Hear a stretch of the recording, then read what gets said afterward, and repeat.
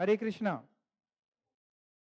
आज हम लोग CFM में लेसन नंबर 19 पढ़ने वाले हैं। नाम है operational approach to financial decision. इसको ना प्यार से हम लोग मार्जिनल कॉस्टिंग भी बोलते हैं।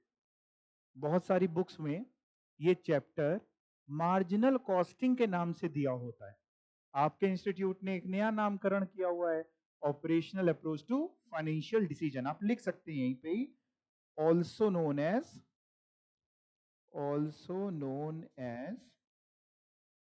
marginal costing, marginal costing। ठीक है। अब आप लोगों ने एक चैप्टर पढ़ा था लेवरेज में। आपने सीखा था कि सेल्स लेते हैं, सेल्स में से क्या माइनस करते हैं? Very good, variable cost. तो क्या आता है? और कंट्रीब्यूशन में से क्या माइनस करते हो? Fix cost. तो क्या आता है? हाँ, वैसे तो वहां ईबीआईटी आता था, फिर इंटरेस्ट माइनस कर रहे थे ईबीटी, लेकिन यहाँ पे जो आ रहा है उसको हम ईबीआईटी भी बोल सकते हैं, लेकिन हम लोग यहाँ पे बोल देते हैं उसको डायरेक्टली प्रॉफिट।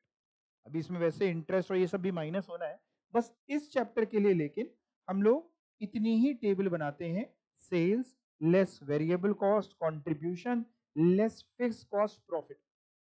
यकीन मानिए ये चैप्टर बहुत ही ज्यादा एग्जाम पॉइंट ऑफ व्यू से बहुत इंपॉर्टेंट चैप्टर है और बहुत इजी भी है अगर समझ में आ गया तो। कंडीशन लगी है, अगर समझ में आ गया तो बहुत इजी सा चैप्टर है और इससे क्वेश्चन आपको एग्जाम में मिलेगा। अब इस चैप्टर में करना क्या है, उसको शुरू करने से पहले इसमें आपको पूरे में दो कॉस्ट दिख रही हैं, एक वेरिएबल कॉस्ट, एक फिक्स कॉस्ट। वैसे तो तीन तरीके की कॉस्ट होती है, एक वेरिएबल कॉस्ट होती है, एक फिक्स कॉस्ट होती है, एक सेमी वेरिएबल कॉस्ट होती है। मैं समझाने की कोशिश करता हूं, फिर चैप्टर पे आऊंगा कि चैप्टर क्या है। Variable cost, as the name suggest, which vary, which changes according to production. For example, let us assume कि आप ये पेन प्रोड्यूस करते हो। थोड़ी देर मान लो ये नॉर्मल पेन है जो आपके हाथ में भी है।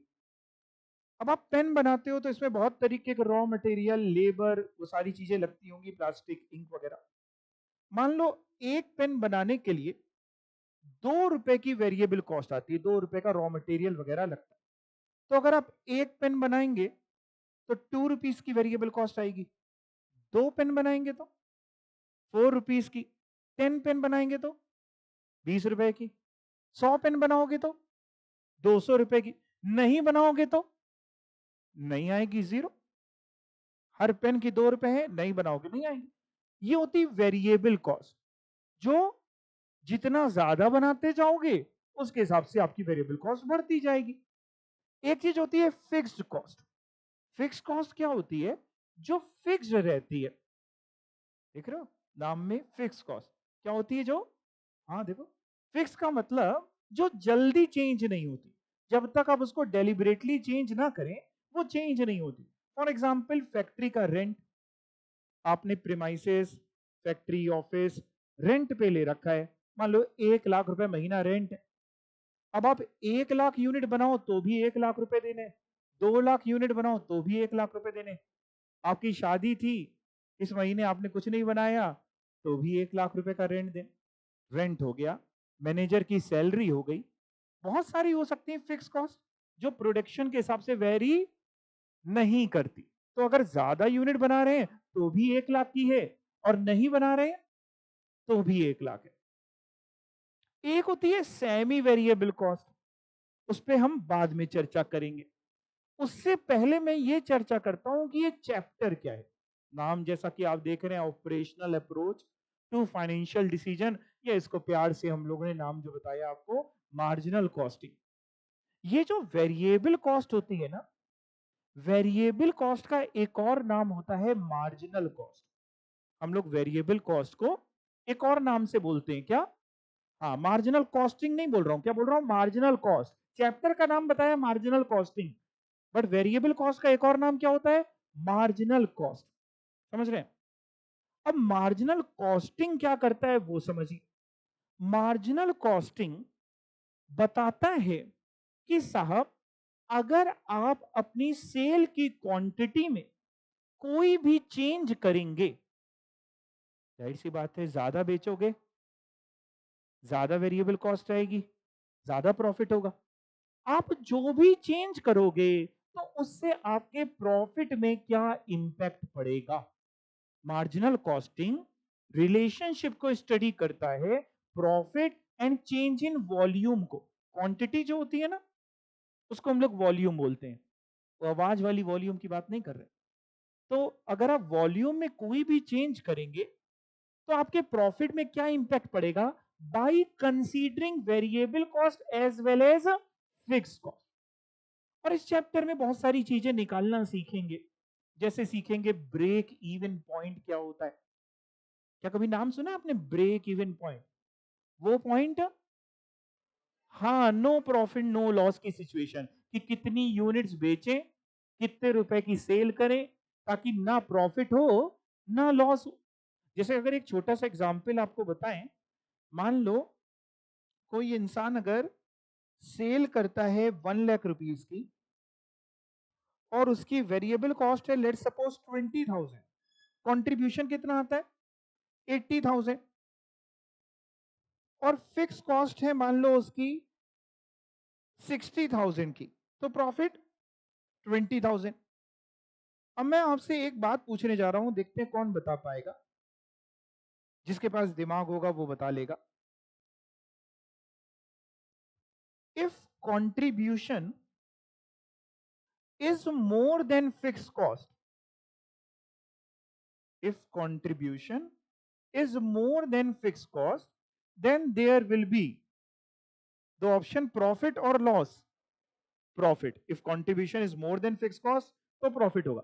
Second, if contribution is less than fixed cost, then there will be a loss. अगर contribution fixed cost से भी कम है तो loss होगा। If contribution is equal to fixed cost, if contribution is equal to fixed cost, जितनी fixed cost उतना ही contribution, then there will be break even, that is neither profit nor loss। यहां तक बात समझ में आई? चलिए चैप्टर को शुरू करते हैं अब हम लोग। मार्जिनल कॉस्टिंग या operational approach to financial decision. देखते हैं क्या बता रहे हैं। सबसे पहले मार्जिनल कॉस्ट बताई गई है कि मार्जिनल कॉस्ट क्या होती है। मार्जिनल कॉस्ट को हम लोग वेरिएबल कॉस्ट के भी नाम से जानते हैं। तो पहले मार्जिनल कॉस्ट समझाइए, फिर मार्जिनल कॉस्टिंग समझाएंगे। तो मार्जिनल कॉस्ट यानी वेरिएबल कॉस्ट की बात कर रहे हैं, पढ़ के देखिएगा। This is the variable cost of one unit of product or service which would be avoided if that unit were not produced or provided। क्या भूल गया ये? कह रहा है मार्जिनल कॉस्ट क्या होती है, ये variable cost of one unit of product और सर्विस। आप जो एक यूनिट प्रोडक्ट की या सर्विस की बना रहे हैं, विच वुड बी अवॉइडेड, जो अवॉइड करी जा सकती थी। कैसे अवॉइड करी जा सकती थी? अगर वो यूनिट आप प्रोड्यूस ना करती। जैसे आपने बताया कि सर अगर 2 रुपए की पर यूनिट वेरिएबल कॉस्ट है, तो अगर 10 यूनिट बनाएंगे तो 20 रुपए की है, 100 यूनिट बनाएंगे तो 200 की, और आपने कहा अगर नहीं बनाएंगे तो 0 है। तो दैट कैन बी अवॉइडेड। आप प्रोडक्शन ना करिए तो वेरिएबल कॉस्ट नहीं होगी। वही लिखा है, फिर से पढ़िए। This is the variable cost of one unit of product, या आप सर्विस सेक्टर में तो भी service which would be avoided, जो अवॉइड करी जा सकती थी if that unit were not produced और प्रोवाइडेड। यहां तक बात समझ में आ गई? अच्छा, इस पेन को बनाने के लिए केवल रॉ मटेरियल लगता होगा कि और भी कुछ लगता होगा? लेबर लगती होगी, और भी डायरेक्ट खर्चे लगते होंगे, इसके अलावा कुछ इनडायरेक्ट खर्चे भी हो सकता है लगते हो। डायरेक्ट और इनडायरेक्ट फर्क समझते हो? देखो, डायरेक्ट खर्चे उसको बोलते हैं हम लोग जो डायरेक्टली उस यूनिट से, उस प्रोडक्शन से, उस गुड्स से, उस आर्टिकल से रिलेटेड हो। जैसे लेट्स से वो मटेरियल, बहुत ध्यान से सुनना मेरी बात को, वो मटेरियल जो इसमें लगा, जो इसमें हम आइडेंटिफाई कर सकते हैं। लेट्स से हम इसको नॉर्मल पेन मान लेते हैं। जैसे ये है नॉर्मल पेन, नहीं, ठीक है ना, नॉर्मल पेन मान लेते हैं। तो लेट्स से इसमें इंक लगी होगी, प्लास्टिक लगी, स्टील लगी, जो भी लगा वो है डायरेक्ट मटेरियल। इसके अलावा हो सकता है इस पेन को बनाने में कुछ टूल्स वगैरह का भी इस्तेमाल हुआ, औजार वगैरह, हैमर, हथौड़ी और भी जो जिग्स, फिक्सचर्स, कुछ औजार लगे हों। मशीन में ऑयलिंग, ग्रीस, ये सब भी तो मटेरियल है, बट ये मटेरियल डायरेक्टली इस पेन से एसोसिएटेड नहीं है। काम इसका भी था, खर्चा ये भी है, कॉस्टिंग का पार्ट ये भी है, बट ये मटेरियल डायरेक्ट नहीं कहलाता। कौन सा मटेरियल कहलाता है? इनडायरेक्ट। ऐसे जैसे लेबर है, वो लेबर जो डायरेक्टली इसके प्रोडक्शन में एंगेज है वो डायरेक्ट लेबर। और सोच के देखो, एक फैक्ट्री में केवल उतने ही वर्कर होंगे जो प्रोडक्शन में एंगेज है, कि उसके अलावा भी आपको कोई और वर्कर्स की भी नीड होगी, और भी चीजों के लिए नीड होगी, जैसे कि क्लीनिंग स्टाफ चाहिए, प्यून चाहिए, पानी पिलाने वाला चाहिए, स्टोर कीपर चाहिए, गोडाउन चाहिए। ये लोग डायरेक्टली प्रोडक्शन से रिलेटेड नहीं है, बट इनका होना भी जरूरी, ये नहीं होंगे तो काम कैसे चलेगा? वो लेबर है इनडायरेक्ट लेबर। ऐसे ही एक होता है डायरेक्ट एक्सपेंस, एक होता है इनडायरेक्ट एक्सपेंस। डायरेक्ट एक्सपेंस जो उस प्रोडक्ट से रिलेटेड है, जैसे मान लो मेरी शॉप है या मेरी फैक्ट्री है, हम वहां पे प्रोडक्शन करते हैं फर्नीचर्स का, या कोई कारपेंटर की शॉप है मान लो। आप वहां पे गए उस शॉप में, आपने कहा हमको एक स्टडी टेबल बनवानी है अपने घर के लिए, सीएस में पढ़ना बहुत पड़ता है तो स्टडी टेबल चाहिए। अब आप स्पेसिफिक मेजरमेंट करके लेके गए कि हमको इस जगह पे चाहिए, हमारे रूम में इतनी स्पेस है, और भी आपने उसके साथ डाल दिया कि उसमें ये भी कर देना, बीच में हमें नींद आ जाती है तो एक बटन दबाएं तो तकिया ऊपर आ जाए, है ना, और ऊपर से शावर डाल देना, उसमें नींद आए तो अपने आप पानी आ जाए आंखों में, ठीक है ना, हम भीग जाए कि नींद खुल जाए। आपने अपनी स्पेसिफिकेशंस उसको बताई। अब वो क्या करेगा, आपकी स्पेसिफिकेशंस के हिसाब से पहले डिजाइनिंग करवाएगा, उसका लेआउट करवाएगा, उसमें जो खर्चा आया वो है डायरेक्ट एक्सपेंस। इसके अलावा और भी खर्चे होते हैं। मान लो आज हमने वर्कर्स को समोसा खिला दिया, ये डायरेक्ट एक्सपेंस नहीं है, ये कौन सा एक्सपेंस है? इनडायरेक्ट एक्सपेंस, है ना। हमने कहा जल्दी काम कर लोगे, मूवी भेज देंगे, पिक्चर दिखा लाएंगे सबको। भाई आज की तारीख में लेबर से काम कराना भी बहुत बड़ी कला है। अब वो जमाने चले गए। पहले के जमाने में क्या होता था कि जो ओनर होता था, जो बिजनेसमैन होता था, वो लेबर के ऊपर चिल्ला भी लेता था, गाली भी दे देता था, तब भी लेबर काम कर रहा है। अब जमाना अलग है। अब लेबर का है कि इज्जत नहीं कम होनी चाहिए, भाई सबको अपनी इज्जत प्यारी है, जैसा नो, है ना। अब तो हम तो देखते रहते हैं, अब उल्टा हो गया है। अब लेबर मालिक पे चिल्ला के चला जाता है। देखो युवराज मेरी बात पे हाँ भी उठता है, बिजनेसमैन है, समझते हैं मेरी बात। वो लेबर कहते हैं, भैया इसे काम नहीं हो पाएगा, ठंडे पानी की व्यवस्था नहीं है आपके यहाँ, धूप में काम करवा रहे, कूलर लगाइए, आप तो इसी में। मालिक कहता है, नहीं नहीं करवाते हैं। आपको 2 मिनट के लिए लगेगा कि वो चिल्ला के चिल्ला, मालिक को सुनना पड़ेगा, लेबर भाग जाता है, प्रोडक्शन रुक जाएगा। आप समझ रहे हैं बात को? तो जमाना बड़ा चेंज हो गया, और भी काफी खर्चे करने पड़ते हैं। ये सारे खर्चे जो प्रोडक्शन से डायरेक्टली रिलेटेड नहीं है, वो है इनडायरेक्ट खर्चे। और जितने भी इनडायरेक्ट मटेरियल होते हैं, इनडायरेक्ट लेबर होती है, इनडायरेक्ट एक्सपेंस होते हैं। इनडायरेक्ट मटेरियल, टूल्स वगैरह बताए, indirect labour, store keeper, godown, cleaning staff बताए, इनडायरेक्ट एक्सपेंसेस, समोसा वगैरह, और लाइटिंग आपने चकाचौंध लगा रखी है ना, वो सब इनडायरेक्ट एक्सपेंस। ये जितने भी इनडायरेक्ट खर्चे हैं, इन सबको हम लोग बोलते हैं ओवरहेड्स। क्या बोलते हैं? ओवरहेड का मतलब ये नहीं, लिटरल मीनिंग नहीं कि ओवर दी हेड निकल गया, जैसे कई बार आपके समझ में नहीं आती कोई चीज तो ओवर दी हेड निकल जाती, तो वो मतलब नहीं। ओवरहेड मतलब indirect, indirect material, indirect labour, indirect expense. और जितने डायरेक्ट होते हैं, direct material, direct labour, direct expense. कौन कौन से हमने बोले, बोलो? Direct material, direct labour, direct expense. इन तीनों को अगर हम जोड़ देते हैं, सारे डायरेक्ट खर्चों को अगर हम जोड़ देते हैं, तो जो आता है उसको हम लोग बोलते हैं प्राइम कॉस्ट। क्या बोलते हैं? Prime cost means direct material plus direct labour plus direct expense. ठीक है ना। अब हमने आपको इनडायरेक्ट बताया। इनडायरेक्ट क्या चीज होती है? ओवरहेड। क्या चीज होती है?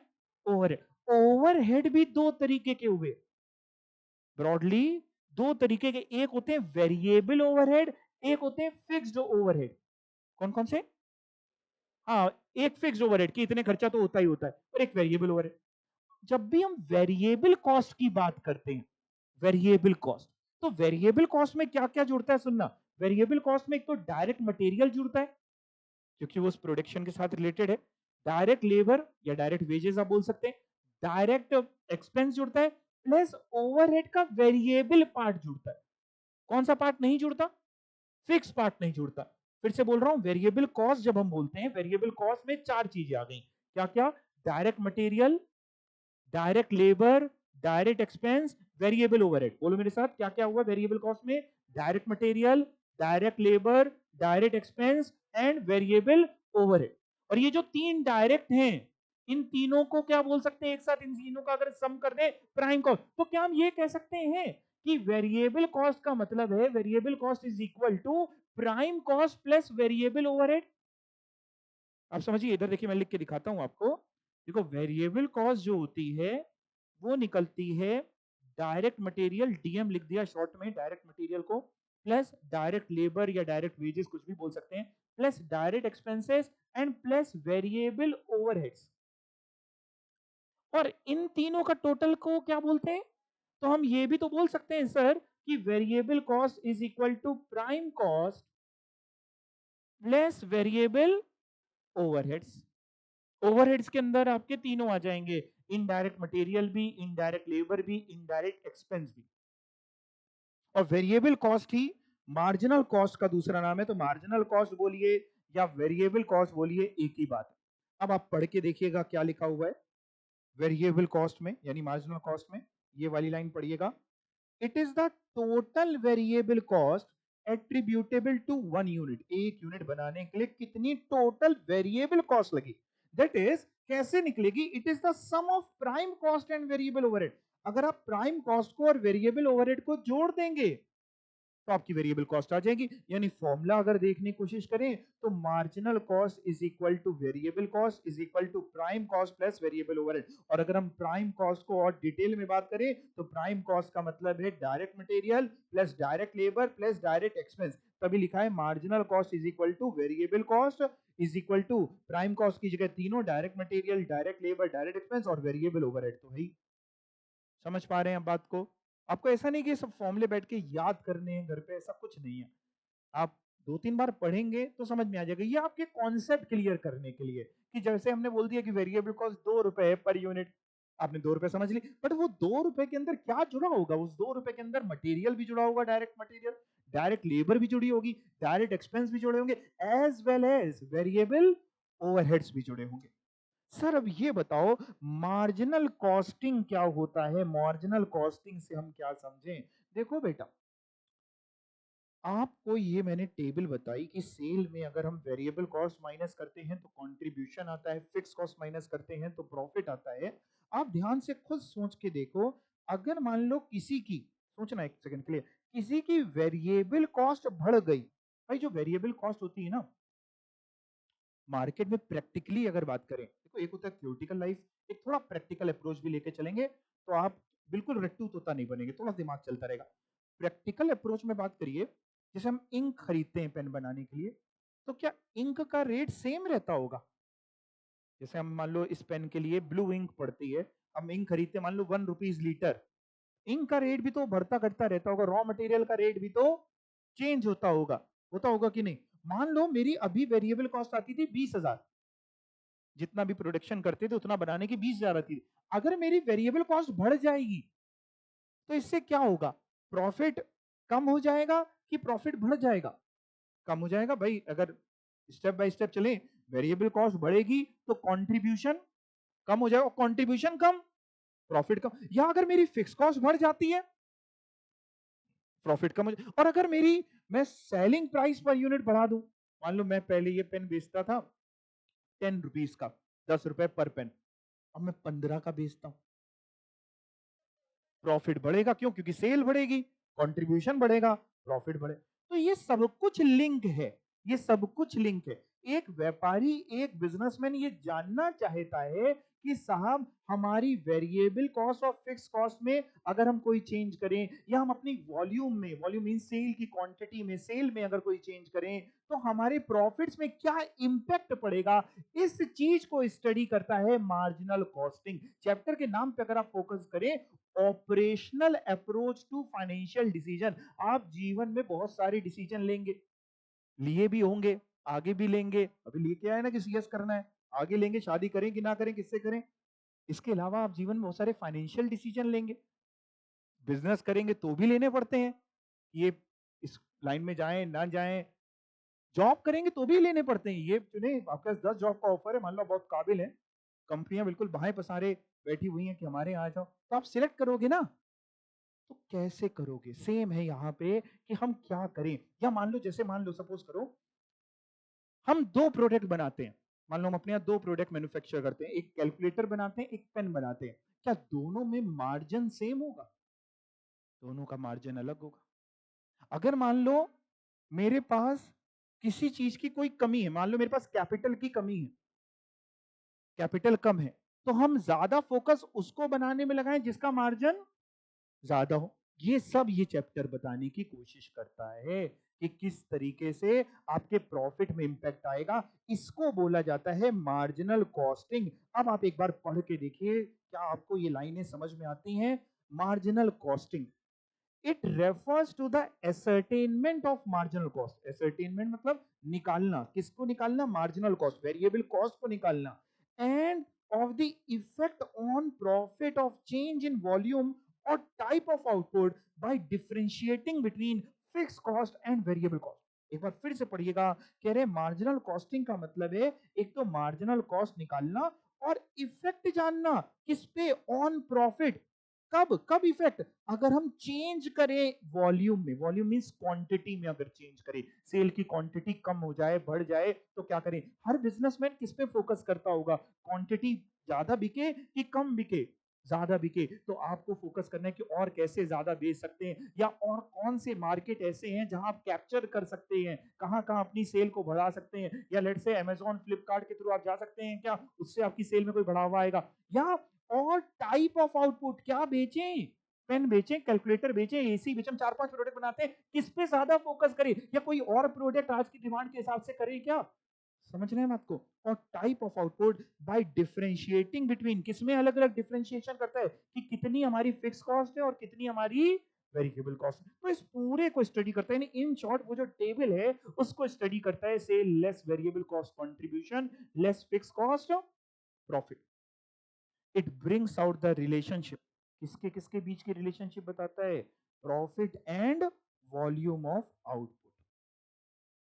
यहां तक बात आपको समझ में आई? चलिए, अब मैंने आपको बताया कि सब तीन तरीके की कॉस्ट होती है। एक फिक्स कॉस्ट होती है, एक आपकी वेरिएबल कॉस्ट होती है, और एक कौन सी होती है? Semi variable. फिक्स और वेरिएबल तो समझा दिया, पहले उतना पढ़ भी लेते हैं, फिर सेमी वेरिएबल में आएंगे। फिक्स्ड क्या होता है सर? फिक्स कॉस्ट बताओ। फिक्स कॉस्ट प्रोडक्शन के साथ चेंज होती है कि नहीं होती है? नहीं होती, फिक्स रहती है। पढ़ के देखिएगा, fix cost are those cost which are fixed and do not vary with the level of output। Level of output मतलब समझ रहे हैं आप? कितना आउटपुट, कितना प्रोडक्शन करें, उससे फिक्स कॉस्ट में फर्क नहीं पड़ता है। Fix cost always remain the same even at zero level of output. नहीं बनाएंगे तो भी फिक्स कॉस्ट देनी पड़ेगी। कोविड काल में यही तो दिक्कतें हुई लोगों के साथ। लॉकडाउन था, व्यापार कर नहीं सकते, लेकिन फिक्स कॉस्ट जो है वो तो हो ही रही हैं, उसको तो देना पड़ेगा। तो कब तक दें?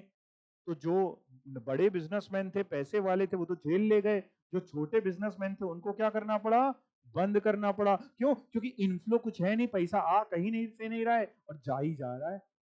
समझ रहे हैं? तो fix cost remain same even at zero level of output. Example, salary of manager, rent, taxes etcetera.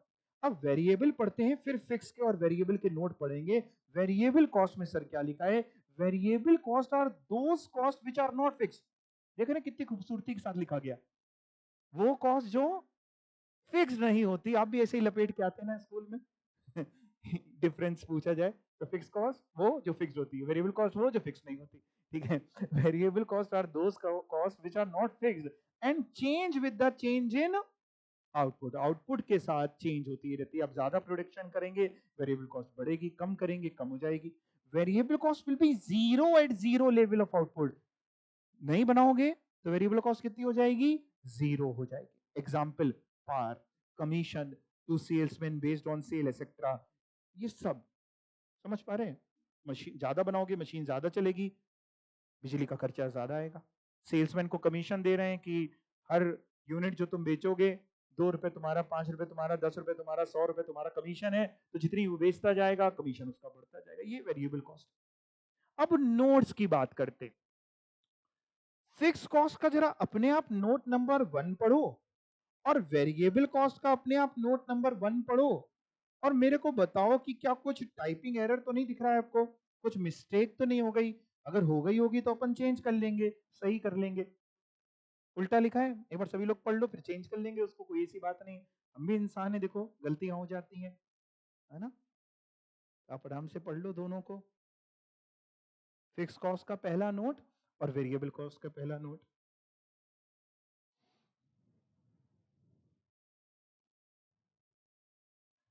यानी ऊपर क्या होना चाहिए, जैसे मैं पढ़ रहा हूं आप बताना, आपने पढ़ लिया ना दोनों, चेंज होना चाहिए यस और नो।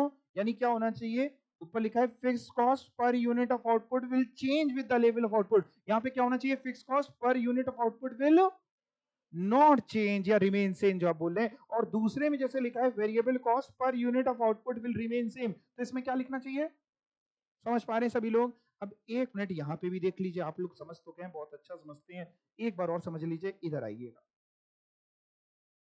सभी लोगों की निगाह स्क्रीन की तरफ, ठीक है, मेरी तरफ नहीं देख के यहाँ देखना, ठीक है। देखो, मान लेते हैं, सपोज करते हैं कि एग्जाम्पल छोटा सा आपके साथ लेते हैं एग्जाम्पल। मान लो वेरिएबल कॉस्ट किसी की पर यूनिट है, नोट करने की जरूरत नहीं, सिर्फ आप समझ लीजिए, आपको समझाने के लिए छोटा सा एग्जाम्पल ले रहे हैं। मान लो किसी प्रोडक्ट की वेरिएबल कॉस्ट पर यूनिट है, कितनी मान लें आप बताओ, रुपीज, जो भी आप बताओगे वही मान, ₹5, चलो ठीक है, ₹5 वेरिएबल कॉस्ट, यानी एक यूनिट बनाने की ₹5 वेरिएबल कॉस्ट आती है। लेट्स से इनके यहाँ प्रोडक्शन हुआ, प्रोडक्शन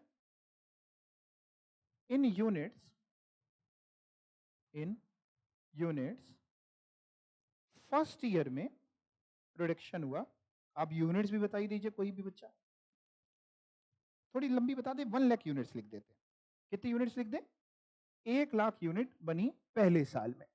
तो अगर पहले साल में 1 लाख यूनिट्स बनी है, तो क्या कोई बच्चा हमको बता सकता है कि टोटल वेरिएबल कॉस्ट कितनी आई होगी। बड़ा सिंपल सा है, 5 into 1 lakh, 5 lakh rupees sir, ठीक है। एंड इनके यहाँ क्या था, जो फिक्स कॉस्ट थी, एफसी लिख रहा हूं शॉर्ट में, आप जब भी लिखेंगे फुल फॉर्म लिखेंगे, मैं बार बार बोलता हूं, है ना, मेरे को उतना फॉलो करना जितना ठीक है, वीसीएफसी ना लिखना, ठीक है, क्योंकि मेरे को एग्जाम नहीं देना, आपको देना है। हाँ, कुछ बच्चे पूरा टीप लेते हैं, एग्जाम में भी लिखाएंगे। फिक्स कॉस्ट है, मान लेते हैं, कितनी मान लें, 2 लाख रुपए की, 2 लाख रुपए की फिक्स कॉस्ट, ठीक है। तो एक सिंपल सा मैंने डेटा एज्यूम किया। अब मैं आपसे कुछ पूछना चाहता हूं, मेरी टोटल फिक्स कॉस्ट कितनी है बेटा, 2 लाख, टोटल फिक्स कॉस्ट है मेरी 2 लाख की, और हमने कितनी यूनिट्स बनाई है, टोटल फिक्स कॉस्ट 2 लाख है, रुपीस का साइन लगा दिया, लेट्स से 2 लाख रुपए हैं, और यूनिट्स कितनी बनाई है, यूनिट्स प्रोड्यूस हुई है 1 लाख। अगर कोई मेरे से पूछे कि सर ये बताओ कि पर यूनिट फिक्स कॉस्ट कितनी है, कोई हमसे पूछे कि sir fix cost per unit कितनी है, अब मैं कैसे निकालूं, 2 लाख रुपए की फिक्स कॉस्ट है, 1 लाख यूनिट्स बनाई है, तो पर यूनिट ₹2, क्या किया आपने, कैसे किया, डिवाइड कर दिया, बड़े समझदार बच्चे हैं। आपने कहा कि सर 2 लाख रुपए की फिक्स कॉस्ट है, डिवाइडेड बाई 1 लाख यूनिट, तो बिल्कुल आप ठीक कह रहे हैं, कुछ गलत नहीं कह रहे आप, ₹2 पर यूनिट की फिक्स कॉस्ट है, ₹2 पर यूनिट, इसमें तो कुछ हमने बहुत नया नहीं किया। अच्छा, वेरिएबल में भी अगर सेम काम आप बताएं, जो टोटल वेरिएबल कॉस्ट है, टोटल वेरिएबल कॉस्ट, वो भी आपने यहाँ पे बताई थी, कितनी बताई थी, देख के बताओ, 5 लाख, 5 लाख आई थी total variable cost, total variable cost थी सर 5 लाख रुपए की।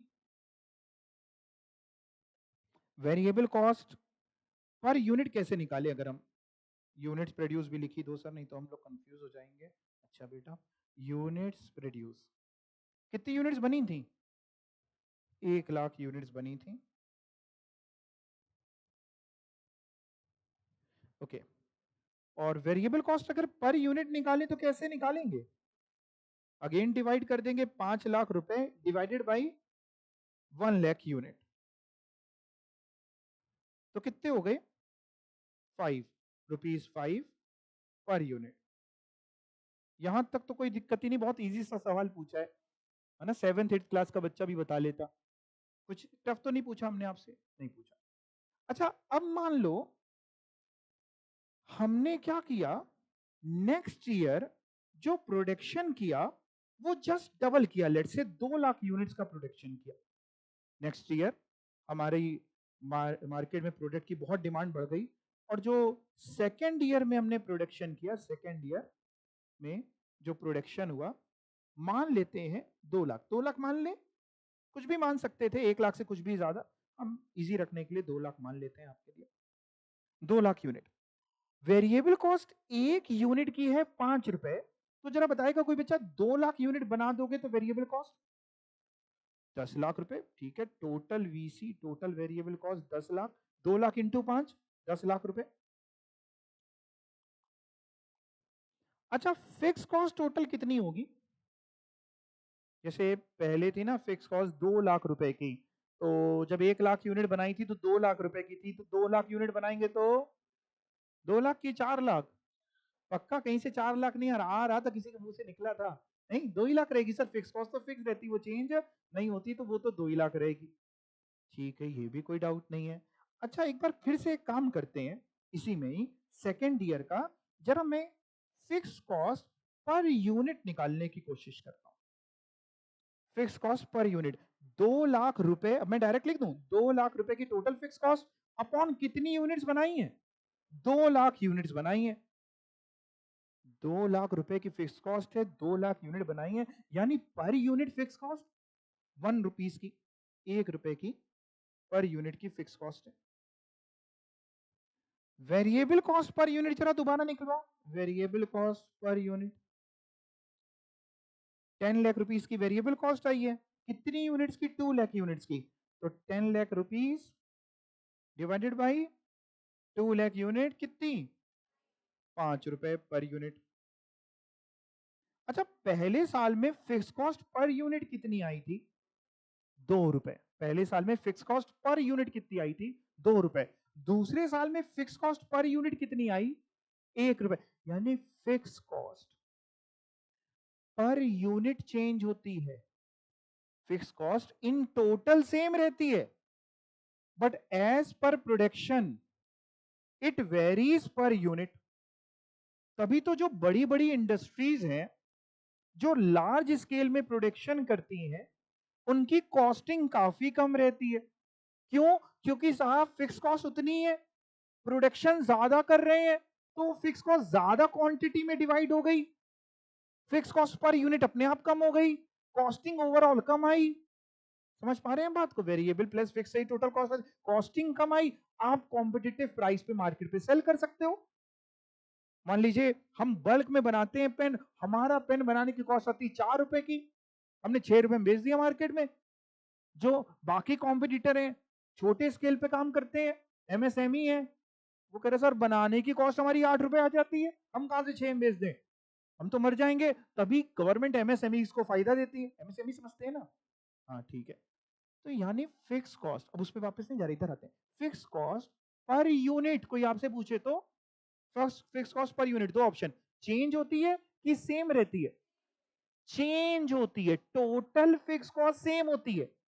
फिक्स कॉस्ट इन टोटल अगर 2 लाख थी, फिक्स कॉस्ट इन टोटल अगर 2 लाख रुपए थी, तो पहले साल में भी 2 लाख रुपए थी, दूसरे साल में भी 2 लाख थी, बट पर यूनिट चेंज हो रही थी। आप देख सकते हैं पर यूनिट पहले साल में 2 रुपए थी क्योंकि प्रोडक्शन ही 1 लाख यूनिट का था, और दूसरे साल में अगर आप फिक्स कॉस्ट देखें तो 1 रुपए की हो गई थी क्योंकि हमने प्रोडक्शन एज्यूम किया कि 2 लाख यूनिट का है। वेरिएबल की बात करिए, पहले साल में जो वेरिएबल कॉस्ट थी वो आपकी टोटल वेरिएबल कॉस्ट थी पहले साल में 5 लाख रुपए की, दिख रही है आपको?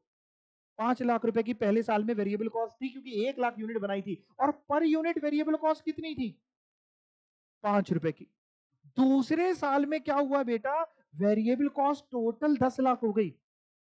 5 रुपए के हिसाब से 2 लाख यूनिट बनाई, 10 लाख आप ही ने बताया, लेकिन पर यूनिट कितनी है? 5 रुपए। वेरिएबल कॉस्ट पर यूनिट पहले भी 5 थी, अभी भी 5 है। इन टोटल चेंज हुई, जब 1 लाख यूनिट बनाई थी तो 1 लाख यूनिट इंटू 5 रुपए, 5 लाख रुपए की वेरिएबल कॉस्ट आई। 2 लाख यूनिट बनाई तो 2 लाख इंटू 5, 10 लाख रुपए की variable cost I. Fix cost in total same थी 2 लाख 2 लाख, बट पर यूनिट चेंज हो रही है। अब आप नोट के दोनों पॉइंट को दोबारा पढ़िए और बिल्कुल सही लिखा है, सही लिखा है, उसमें कोई करेक्शन नहीं करना। आपने काट पीट के चेंज तो नहीं कर दिया था, नहीं ना? हाँ, वो उसको ओरिजिनल फॉर्म में ही रखना, और कर दिया हो तो दोबारा लिख लेना। जो लिखा था सही लिखा था, तो हमने बिल्कुल ठीक लिखा है, गलती नहीं हुई, भगवान ने बचा लिया। क्या था? Fix cost. नोट का पहला ध्यान से पढ़िएगा, fix cost per unit of output will change with the level of output. पर यूनिट चेंज होती है, इन टोटल तो सेम रहती है, आप सही थे, बट पर यूनिट क्या होता है? Change. Variable cost per unit same होती है और इन टोटल चेंज होती है। अब देखो वेरिएबल का पहला, variable cost per unit of output will remain same. बोलो, इतनी बात समझ में आ गई? हाँ बेटा, वेरिएबल कॉस्ट पर यूनिट तो सेम रहेगी, unless and until derivative change हो, मार्केट में प्राइस हाइक हो गया, वो तो फिक्स कॉस्ट का भी हो सकता है। But for the same costing, variable cost per unit तो उतनी ही है। आप 1 लाख यूनिट बनाए, 2 लाख यूनिट बनाए, पर यूनिट तो वही है। अगर 5 रुपए तो 5 ही है, लेकिन इन टोटल चेंज हो रही है। अगर 1 लाख यूनिट बना रहे हैं तो 5 इंटू 1 लाख 5 लाख हो रही है। 2 लाख यूनिट बना रहे हैं तो 5 इंटू 2 लाख 10 लाख रुपए हो रही है। वेरिएबल कॉस्ट के अलावा फिक्स कॉस्ट की अगर आप बात करते हैं, fix cost in total same है, पर यूनिट चेंज हो रही है। क्लियर हो गया? तो बिल्कुल ठीक लिखा है, यहाँ पे कुछ गलती तो नहीं है। आप चाहो तो अपने वर्ड्स में आगे लिखना हो तो लिख सकते हैं, कि जैसे लिखा है fix cost per unit of output will change with the level of output. आप अपने वर्ड्स में लिख लीजिए आगे, अगर आपको लिखना हो कि fix cost in total same होती है, बट पर यूनिट चेंज होती है। आपकी अपनी शीट है, बाद में आप ही को पढ़ना है, तो ऐसा लिखिए कि बाद में भी आप पढ़ें तो आपको समझ में आता जाए। Fix cost per unit change हो रही है, लेकिन इन टोटल सेम है। सही लिखना, पता चले गलती लिख के बैठ गए, गलती पढ़ के चले गए। क्या लिखा है? Fix cost in total same होती है, बट पर यूनिट चेंज होती है। और वेरिएबल में क्या लिख लोगे? हाँ, variable cost per unit same होती है, बट इन टोटल चेंज होती है। एग्जाम्पल से आपने समझ ही लिया है। क्लियर? और क्या बोल रहे हैं, अब आप नोट्स और पढ़ सकते हो। फिक्स कॉस्ट का नोट नंबर 2, देखो फिक्स कॉस्ट किसी पर्टिकुलर पीरियड की होती है। लेट्स से वो 1 महीने की फिक्स कॉस्ट है, या 6 महीने की है, या साल भर की है, तो फिक्स कॉस्ट को पीरियड कॉस्ट के नाम से भी जाना जाता है। फिक्स कॉस्ट और also known as period cost, but ज्यादातर हम लोग फिक्स कॉस्ट ही उसको बोल के चलेंगे। और तीसरा पॉइंट तो है, fix cost are charge to PNL में लिखे जाते हैं। ठीक है, वेरिएबल कॉस्ट की बात करें तो वेरिएबल कॉस्ट, जैसे फिक्स कॉस्ट को पीरियड कॉस्ट के नाम से जानते हैं, variable cost are also known as product cost. अब बात आती है साहब तीसरी कॉस्ट की, जिसको हम बोलते हैं सेमी वेरिएबल कॉस्ट। सर ये क्या होता है? सेमी वेरिएबल कॉस्ट का क्या मतलब होता है? सेमी वेरिएबल, कुछ लोग सेमी वेरिएबल भी बोलते हैं, कुछ लोग सेमी वेरिएबल को सेमी फिक्स कॉस्ट भी बोलते हैं। इन शॉर्ट, वो कॉस्ट जिसमें वेरिएबल एलिमेंट भी जुड़ा है एंड फिक्स्ड एलिमेंट भी जुड़ा है, वो है सेमी वेरिएबल। जैसे फॉर एग्जांपल, मान लो आपने कोई कैब बुक करी।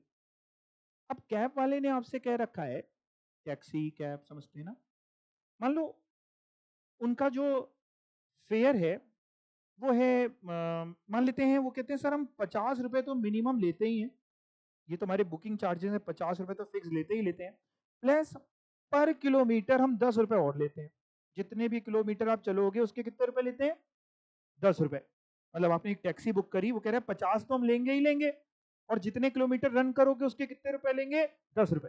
अब आप चले, मान लो आप चले 100 किलोमीटर, तो कोई बच्चा बता सकता है बिल कितने रुपए का बनेगा? हर किलोमीटर के 10 रुपए ले रहा है और 50 फिक्स ले रहा है,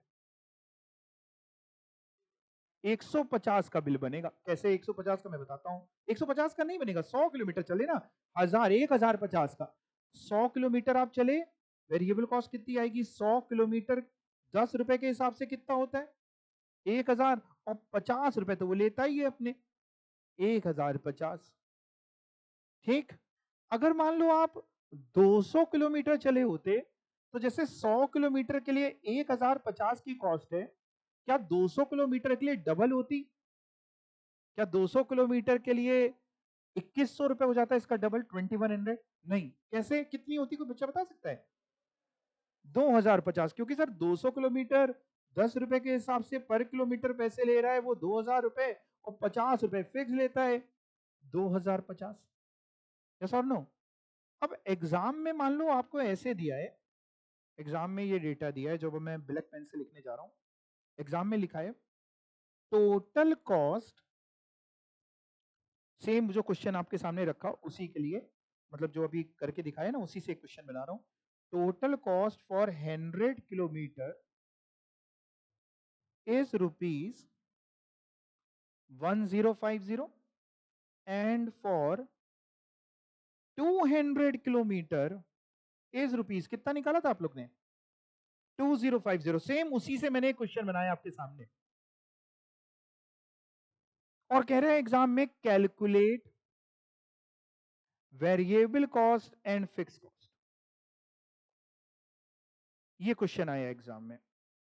टोटल कॉस्ट दे रहा है 100 किलोमीटर की 1050, 200 किलोमीटर की 2050, और एग्जाम में कह रहा है कि वेरिएबल निकालिए और फिक्स निकालिए। अब करेंगे क्या एग्जाम में, पहले मेरी बात को ध्यान से सुनिए।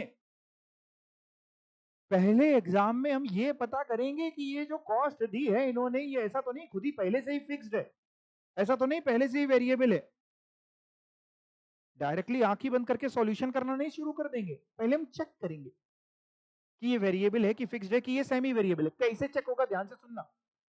अभी आपने बताया कि फिक्स कॉस्ट इन टोटल, अभी कुछ बोला था आपने, मैं इन टोटल बोल रहा हूं, आगे आपको बोला है फिक्स कॉस्ट इन टोटल यानी सेम रहती है। बोलो, fix cost in total same होती। तो अगर ये दोनों फिक्स कॉस्ट होती, पूरी पूरी अगर फिक्स्ड ही होती, तो या तो दोनों में 1050 लिखा होता, या दोनों में 2050 लिखा होता, यानी ये फिक्स तो नहीं है। फिक्स तो देखने ही से ही पता चल जाता है, दोनों सेम होती, दोनों 1050 होती, या 2050 होती। Fix cost in total same होती। वेरिएबल की बात करते हैं, variable cost per unit same होती है। यस और नो? तो पर यूनिट हम एग्जाम में निकाल के खुद चेक कर लेते, कैलकुलेटर है ही।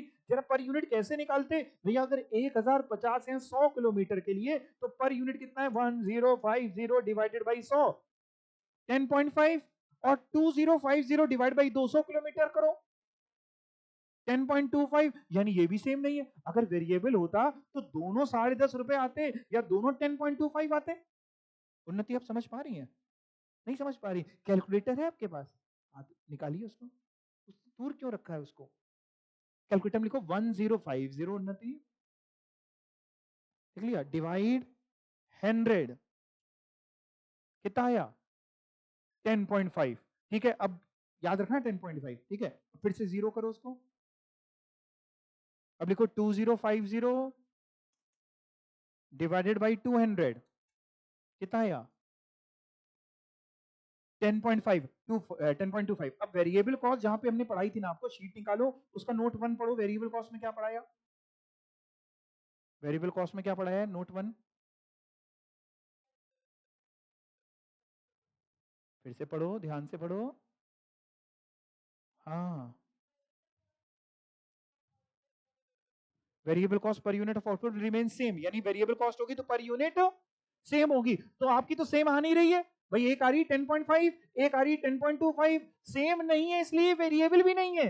पहले हम एग्जाम में ऐसे चेक करेंगे कि कहीं ये वेरिएबल तो नहीं, कहीं ये फिक्स तो नहीं, और ना ही वेरिएबल ना ही फिक्स, तो कौन सी है? Semi variable. और सेमी वेरिएबल कॉस्ट जब भी आएगी, तो ये आपकी ड्यूटी है, आपका धर्म है, आपका कर्तव्य है कि आप उसमें से बाइफरगेट करेंगे, सेग्रीगेट करेंगे, एलोकेट करेंगे, उसमें से अप्रोप्रिएशन करेंगे, अलग अलग करेंगे। किसको किसको पता है? वेरिएबल और फिक्स। जब भी सेमी वेरिएबल आएगी, आपको अलग करना पड़ेगा कि इसमें से कितनी वेरिएबल है और कितनी फिक्स। बट कब करेंगे ये काम? जब पहले हम चेक कराएंगे। क्या चेक कराएंगे? ये कहीं फिक्स तो नहीं, कहीं वेरिएबल तो नहीं। फिक्स कैसे चेक करी हमने? टोटल देख के, टोटल दोनों सेम नहीं थे। वेरिएबल कैसे चेक करी? पर यूनिट, वो सेम नहीं था, तो हम पहुंचे इस नतीजे पे कि सेमी वेरिएबल। अब सेमी वेरिएबल को अलग अलग कैसे किया जाता है, ध्यान से सुनना, बड़ा आसान तरीका है। सेमी वेरिएबल को अलग अलग करने के लिए हम क्या करते हैं, आंसर भी करता चल रहा हूं, हम पहले निकाल लेते हैं variable cost per unit.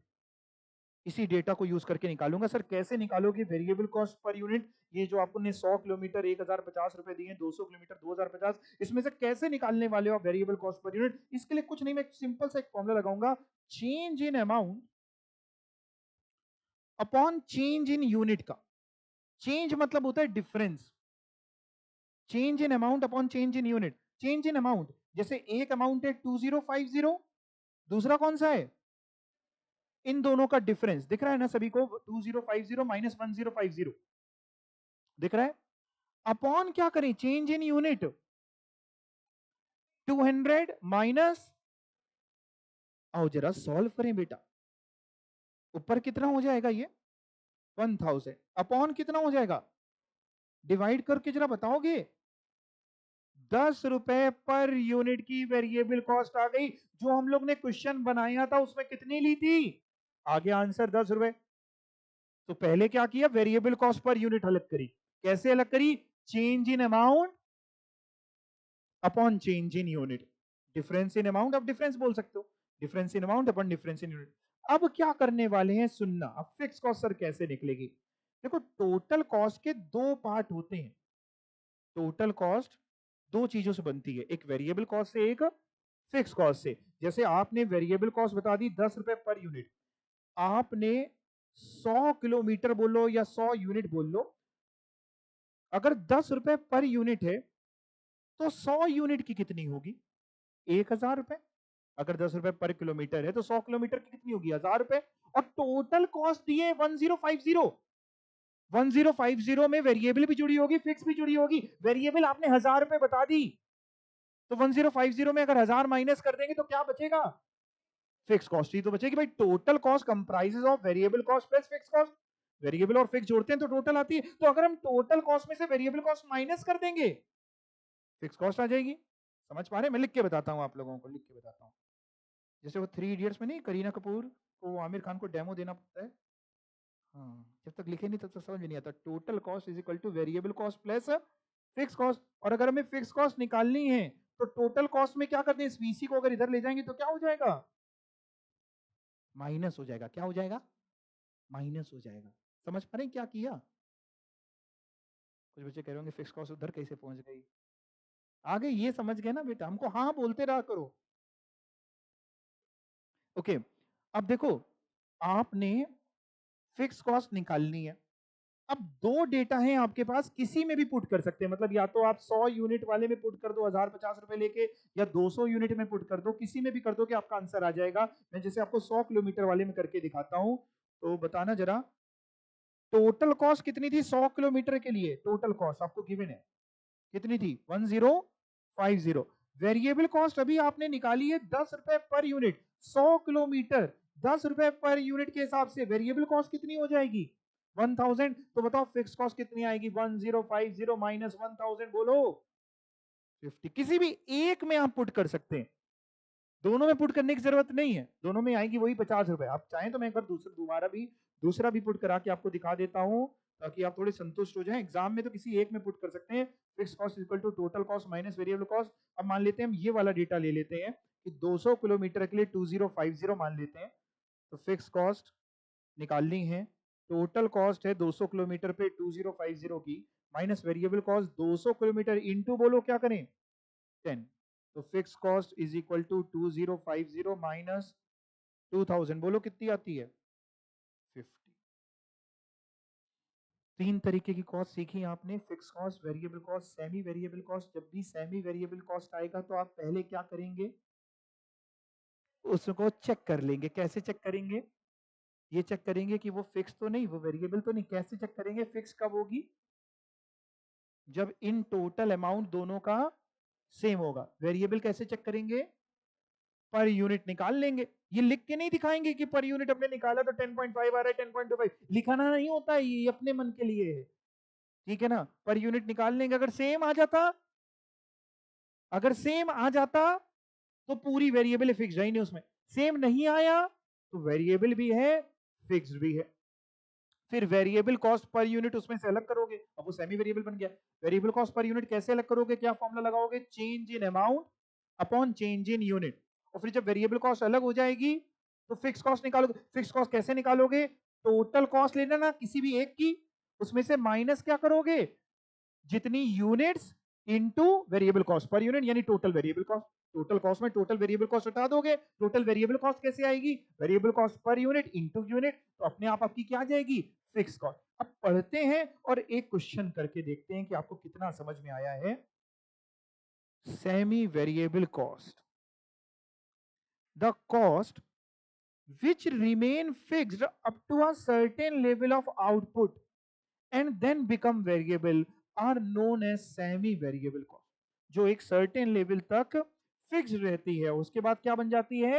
Variable. यानी जैसे मान लो आपने ऑटो बुक करी, ठीक है ना, ओला से ऑटो बुक हो जाती है, ऑटो बुक करी, वो कोचिंग के नीचे आ गया, आप बैठ गए, आपने ओटीपी बताया, वो चला, बगल में शॉप नहीं है?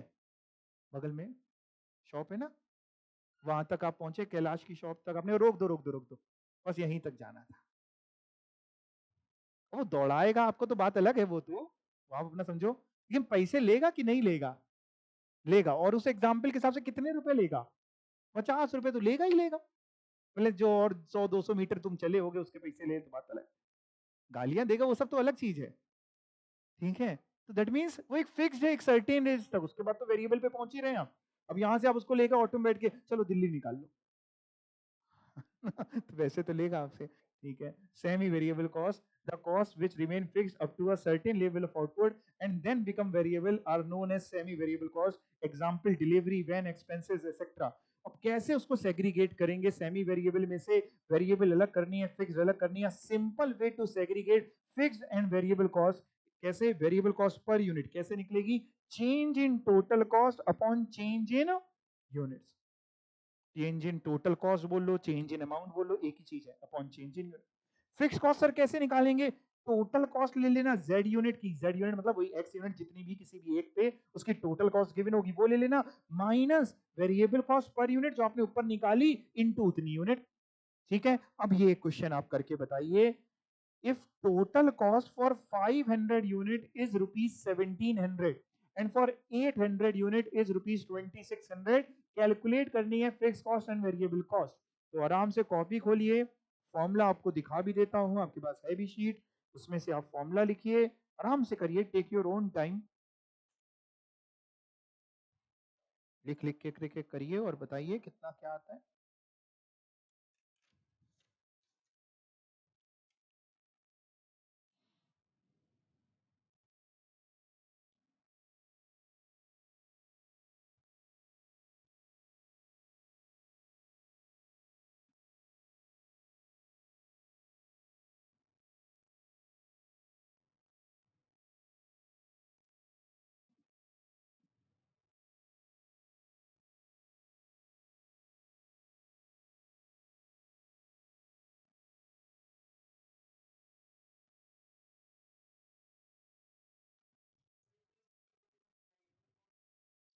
ठीक है, फॉर्मूला भी लिख लो, सही बताया आपने।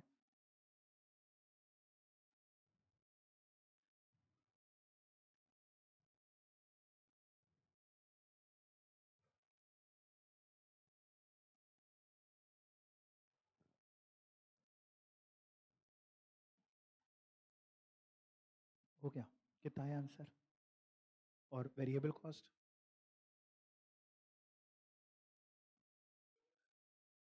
नहीं, per unit variable cost, variable cost per unit कितनी आई? कितनी? 3 रुपीज, ठीक है। अब लिखो, कॉपी में लिख भी लो, फॉर्मूला लग करके अच्छे से लिख लो कॉपी में।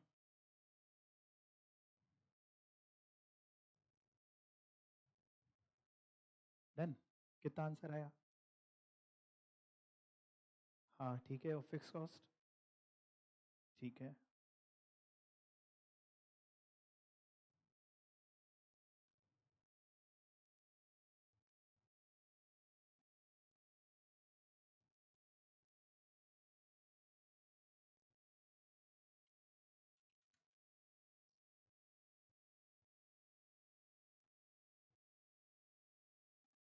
वेरिएबल कॉस्ट पर यूनिट कितनी आ रही है? 3 रुपीज। किसकी किसकी 3 रुपीज आ रही है पर यूनिट? बहुत बढ़िया, ज्यादातर सभी की आ रही है, सही आ रही है। और टोटल फिक्स कॉस्ट कितनी आ रही है 200। दोनों चीजें आप लोगों की ठीक आ रही हैं, और जो कर रहे हैं कर लीजिए, कोई जल्दी नहीं है, आराम से कर लीजिए। आप लोग ने चेक कर लिया था कि कहीं ऐसा तो नहीं है कि ये पहले से ही वेरिएबल हो या पहले से ही फिक्स हो? किया नहीं था आप लोग ने चेक, आप डायरेक्टली सॉल्यूशन की तरफ बढ़ गए थे, आपने कर लिया था, वेरी गुड।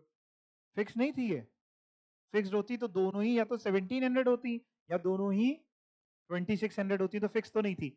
और वेरिएबल चेक कर लिया था डिवाइड करके, क्या चेक किया था 1700 डिवाइड बाई 500, तो ये 3.4 आया, और 2600 डिवाइड बाई 800 ये 3.25 आया, तो ये भी सेम नहीं था, इसलिए ये वेरिएबल भी नहीं थी।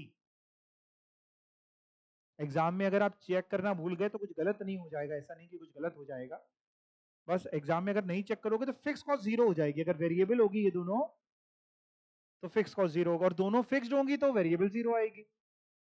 जब केवल वेरिएबल होगी तो केवल वेरिएबल आएगी, फिक्स आएगी नहीं, और केवल फिक्स होगी तो केवल फिक्स। बट उतना हम कह रहे हैं ना, उतनी बेवकूफी क्यों करके उनको दिखाएं कि हम देखो बिल्कुल रट के आए हैं सारी चीजें, थोड़ा सा दिमाग भी लगा करके दिखा दें। ठीक है, सबका सॉल्व हो गया है, आ गया सबका आंसर? कोई ऐसा बच्चा जिसका ना हुआ हो? नहीं हुआ हो तो पूछ लो एक बार, कोई भी ऐसा बच्चा नहीं? अच्छा ठीक है, तो एक बार जल्दी से मैं भी सॉल्व कर देता हूं, कैसे किया है हम लोगों ने, कैसे किया है। और मैंने सॉल्व कर दिया है, इधर देखो क्या किया। वेरिएबल कॉस्ट पर यूनिट कैसे निकाली, change in total cost upon change in unit. तुम लोग ने सॉल्यूशन तो नहीं देख लिया था तुरंत? पक्का? कसम से बता रहे हो? मेरी नहीं, अपनी कसम खा के बता रहे हो ना, मेरी मत खाना, जीना है हमको। Change in total cost upon change in unit, तो 2600 माइनस 1700 और डिवाइडेड बाई 800 माइनस 500, यानी 3 रुपए की आई पर यूनिट वेरिएबल कॉस्ट। और फिक्स कॉस्ट कैसे आई? टोटल कॉस्ट किसी भी एक पे रख सकते थे आप, लेट्स से आप चाहें तो 500 यूनिट पे भी रख सकते थे, और आप चाहें तो जो दूसरा था ना 800 यूनिट उस पे भी रख सकते थे। आप लोग ने किस पे रखा? 500 पे, ठीक है, तो आप 800 पे रखते तो भी यही आता। आप चाहो तो घर पे चेक कर लेना, total cost 500 unit minus variable cost per unit into 500 unit, तो टोटल कॉस्ट 1700 थी 500 यूनिट की, और वेरिएबल कॉस्ट 3 रुपए इंटू 500, 1500 वेरिएबल कॉस्ट हो गई, तो 200 की आपकी फिक्स कॉस्ट। 800 में रखते तो भी यही आता, 800 यूनिट इंटू 3 रुपए करते तो 800 इंटू 3 करते तो 2400 की वेरिएबल कॉस्ट आती, 2600 टोटल दिया था, तो 200 रुपए की फिक्स कॉस्ट आ जाती है। तो किसी भी एक पे रखना है एग्जाम में, आपने बिल्कुल ठीक 200 निकाला है। मान लो इसी सेम क्वेश्चन में आगे लिखा होता, एज्यूम करते हैं इसी सेम क्वेश्चन में आगे लिखा होता, calculate fix cost variable cost per unit full stop, also calculate. आप चाहो तो आप भी लिख सकते हो, अब जो मैं लिखवा रहा हूं ये एक्स्ट्रा है, इतने में तो काम आपका हो गया, लेकिन आप लोग इंटेलिजेंट बच्चे हैं तो देखें, ये भी पूछ के देखें आप बता पाएंगे क्या। Also calculate total cost for 300 units.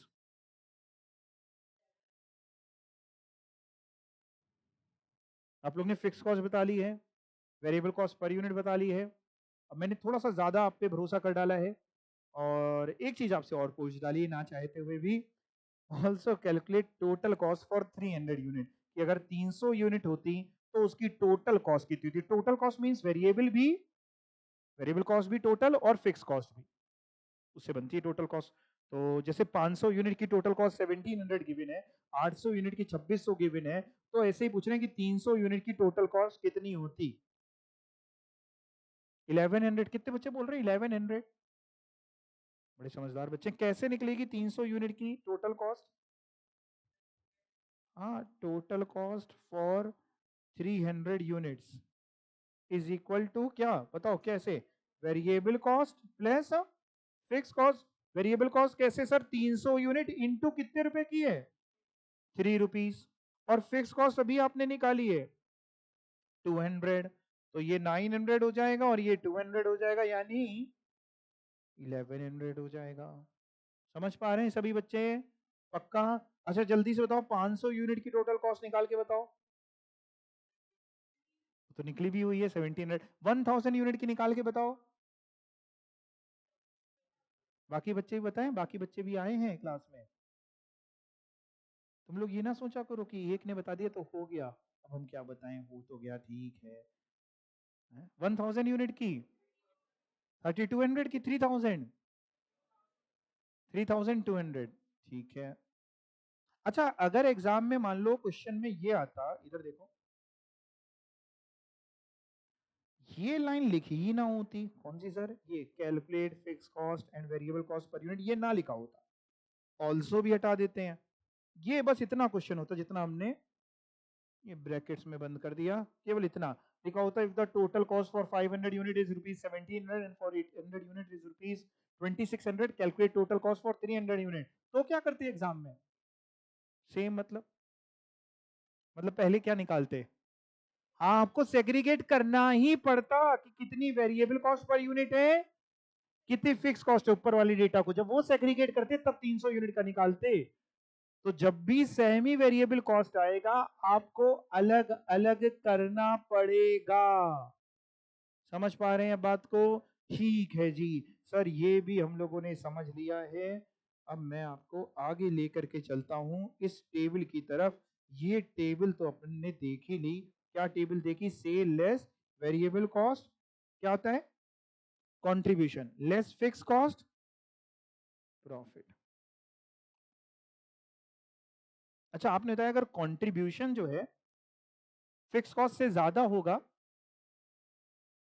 तो प्रॉफिट होगा, कंट्रीब्यूशन फिक्स कॉस्ट से कम होगा लॉस होगा, और कंट्रीब्यूशन एग्जैक्टली इक्वल होगा अगर फिक्स कॉस्ट के तो ब्रेक ना। बड़े समझदार बच्चे, क्या ही पढ़ाएं आपको, सब तो आ गया। एक जरा सा सवाल ये है, ऐसे ही है मतलब मन में आया तो, कि सेल लेस वेरिएबल कॉस्ट को कंट्रीब्यूशन ही क्यों बोलते हैं, इसको कोई और नाम क्यों नहीं देते, इसको सलमान खान क्यों नहीं बोल देते, अमिताभ बच्चन क्यों नहीं बोल देते, बोलते हैं तो बोलते हैं सर, ये सबसे क्या मतलब, sale less variable cost contribution, तो इसका नामकरण हुआ कैसे, कंट्रीब्यूशन ही नाम क्यों दे दिया गया, सीएस एग्जीक्यूटिव क्यों नहीं बोलते, sale less variable cost is equal to CS executive. समझ पा रहे हैं हम क्या पूछना चाह रहे हैं, आंसर भी हम ही बताएंगे, टेंशन ना लो, कुछ कुछ क्वेश्चन भी हम ही पूछते हैं, हम दोनों तरफ से खेलते हैं, बैटिंग भी हम ही कर रहे हैं, बॉलिंग भी हम ही कर रहे हैं। कंट्रीब्यूशन नाम इसलिए बोलते हैं क्योंकि वो कंट्रीब्यूट करता है towards recovery of fix cost, contribution contribute करता है किसकी रिकवरी में, फिक्स कॉस्ट। तभी आपने कहा अगर कंट्रीब्यूशन ज्यादा है फिक्स कॉस्ट से तो प्रॉफिट होगा, मतलब कंट्रीब्यूशन ज्यादा है यानी दैट मींस रिकवरी तो हो गई फिक्स कॉस्ट की, उसके बाद भी ज्यादा है तभी तो प्रॉफिट है, और कंट्रीब्यूशन ही कम रह गया तो लॉस है। ठीक है, अब जरा पढ़ के देखते हैं कंट्रीब्यूशन। कंट्रीब्यूशन क्या होता है सर, कंट्रीब्यूशन डिफरेंस होता है किसका किसका, between sale and variable cost of sale, और वेरिएबल कॉस्ट को मार्जिनल कॉस्ट के नाम से भी बोलते हैं। The word contribution has been given its name, क्यों, because of the fact that it literally contributes toward the recovery of fixed cost, और फिर क्या हो जाता है, फिक्स कॉस्ट जब रिकवर हो जाती है और उसके बाद भी कंट्रीब्यूशन बच गया, यानी कंट्रीब्यूशन ज्यादा था फिक्स कॉस्ट कम थी, तो फिर क्या होगा, प्रॉफिट ही प्रॉफिट होगा, पैसा ही पैसा होगा, contribution is equal to selling price minus variable cost. Profit कैसे निकलता है, कंट्रीब्यूशन में क्या माइनस कर दें कि प्रॉफिट आ जाए, फिक्स कॉस्ट, तो यही लिखा हुआ है, प्रॉफिट का मतलब any amount remaining after allocating contribution to fixed cost is called profit, यानी कंट्रीब्यूशन में से फिक्स कॉस्ट माइनस करने के बाद जितना भी एक्स्ट्रा बच रहा था कंट्रीब्यूशन, वही आपका प्रॉफिट है। यहां तक आपको बात समझ में आ गई,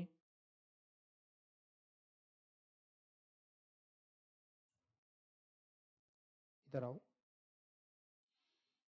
इधर देखिएगा please, sale minus variable cost क्या होता है, कंट्रीब्यूशन, और कंट्रीब्यूशन माइनस फिक्स कॉस्ट क्या होता है, प्रॉफिट। क्या हम ऐसे लिख सकते हैं कंट्रीब्यूशन की जगह, क्या हम ये लिख सकते हैं कंट्रीब्यूशन होता है सेल माइनस वेरिएबल कॉस्ट, तो क्या हम ये लिख सकते हैं कंट्रीब्यूशन की जगह sale minus variable cost, contribution की जगह, और माइनस फिक्स कॉस्ट तो होता ही है, माइनस फिक्स कॉस्ट क्या होता है बताओ, क्या ये बोल सकते हैं, sale less variable cost minus fix cost profit होता है। मतलब ये याद नहीं करना है आपको कि ये भी आप याद कर लें, आपको बस वो टेबल याद रखनी है, sale less variable cost contribution less fix cost profit. ये तो आपको दिमाग में डाल रहे हैं, थोड़ा दिमाग को जगा रहे हैं, जो सालों से सो रहा है इसको बाहर निकालो, देखो जगो। क्या इसको ऐसे बोल सकते हैं, sale minus variable cost is equal to profit plus, ये बोल सकते हैं पक्का? कैसे? फिक्स कॉस्ट उधर चली जाएगी राइट हैंड साइड, तो प्लस में हो जाएगी। क्या ऐसा बोल सकते हैं, contribution is equal to profit plus fix cost? बोल सकते हैं पक्का? कैसे? Sale minus variable cost contribution होता है। यही बात को बोला जा रहा है, ज्यादा कुछ बोल नहीं रहे। देखो आप क्या बोल रहे हैं, कह रहे हैं sir sale minus variable cost is equal to fix cost plus profit. Clear हो गया? फिक्स कॉस्ट अगर आप इधर रखते तो sale minus variable cost minus fix cost profit होता है, फिक्स कॉस्ट को उधर ले गए और सेल माइनस वेरिएबल कॉस्ट की जगह कंट्रीब्यूशन लिख दिया, contribution is equal to fix cost plus profit. Again बता रहा हूं, ये याद करने की नीड नहीं है, जो याद करना होगा हम बता देंगे आपको। आपको केवल वो टेबल अभी दिमाग में रखनी है। क्या थी टेबल, एक बार बोलो जरा।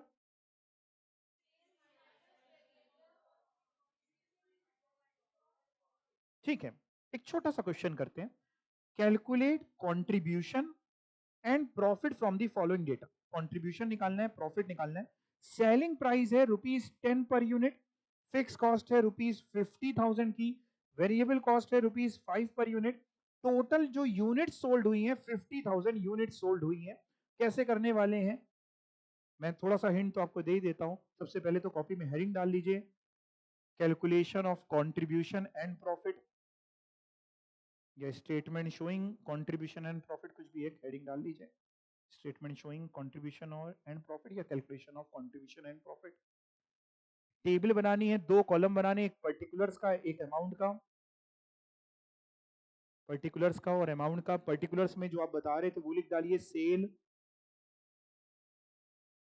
पर्टिकुलर्स में लिख डालिए sale less variable cost contribution. VCFC ना लिखो, पूरा पूरा लिखो, variable cost fix cost. Sale less variable cost contribution less fix cost profit. लिख लिया? अब अमाउंट अपने आप भर लो।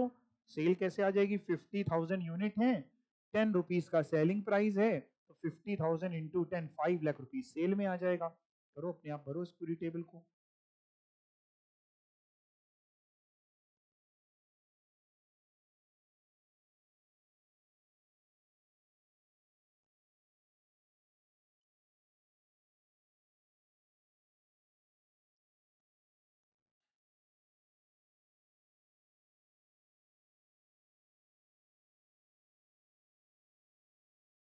ये वाला करो, तुम शायद ये करने लग गए। पहले ये करो, एग्जाम्पल 2।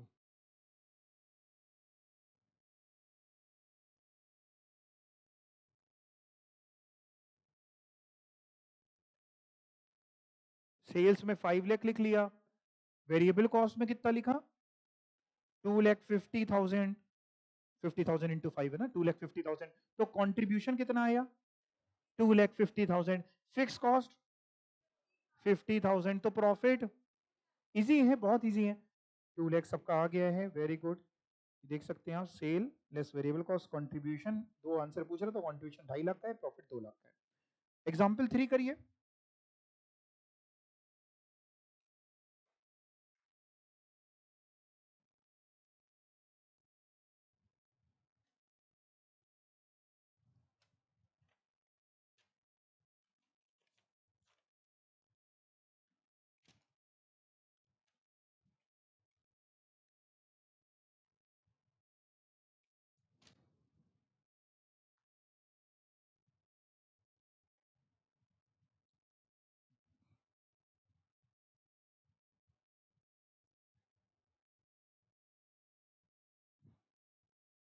कैसा लग रहा है आप लोग को ये चैप्टर, बढ़िया लग रहा है, इजी लग रहा है?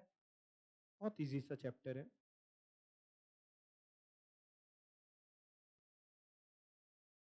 सब्जेक्ट 2 की बस समझ में आ जाए। कितना आया कंट्रीब्यूशन, कंट्रीब्यूशन 0 आया, कंट्रीब्यूशन 50,000 आया, और प्रॉफिट 0। कंट्रीब्यूशन आया 50,000 का, प्रॉफिट 0। मतलब प्रॉफिट 0 है, इसका मतलब समझ रहे हैं? हाँ, ब्रेक इवन पॉइंट है कि अगर आप जैसे इस क्वेश्चन में 10,000 यूनिट्स बेचते हैं, यानी 1 लाख रुपए की सेल करते हैं, तो ना प्रॉफिट होगा ना लॉस होगा।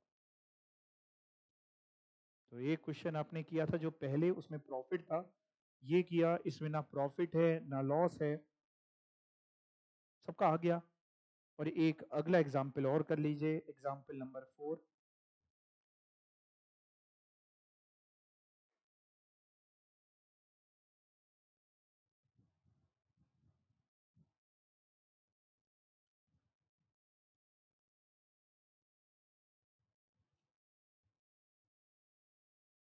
कितना आया? लॉस आ रहा है, कितना कितना? 10,000। हाँ सही आ रहा है, बिल्कुल ठीक आ रहा है, सही है, गुड।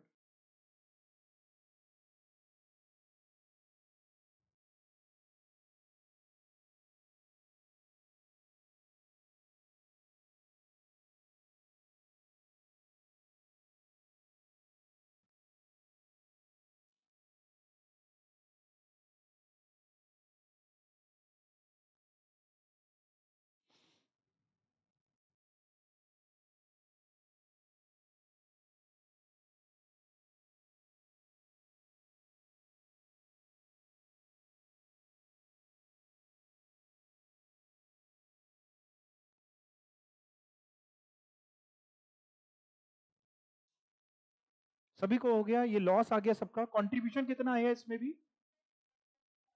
कंट्रीब्यूशन, तो कंट्रीब्यूशन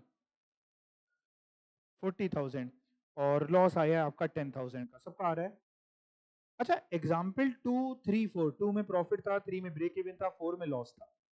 अगर तीनों में सिमिलरिटी ढूंढने की कोशिश करें, 2 में, 3 में, 4 में, तीनों क्वेश्चन आपके पास हैं, तीनों में सेलिंग प्राइस जो था ना वो 10 ही रुपए था। चेक करके आओ, देखो ना, एग्जाम्पल 2, 3, 4 में सेलिंग प्राइस पर यूनिट 10 ही रुपए था क्या?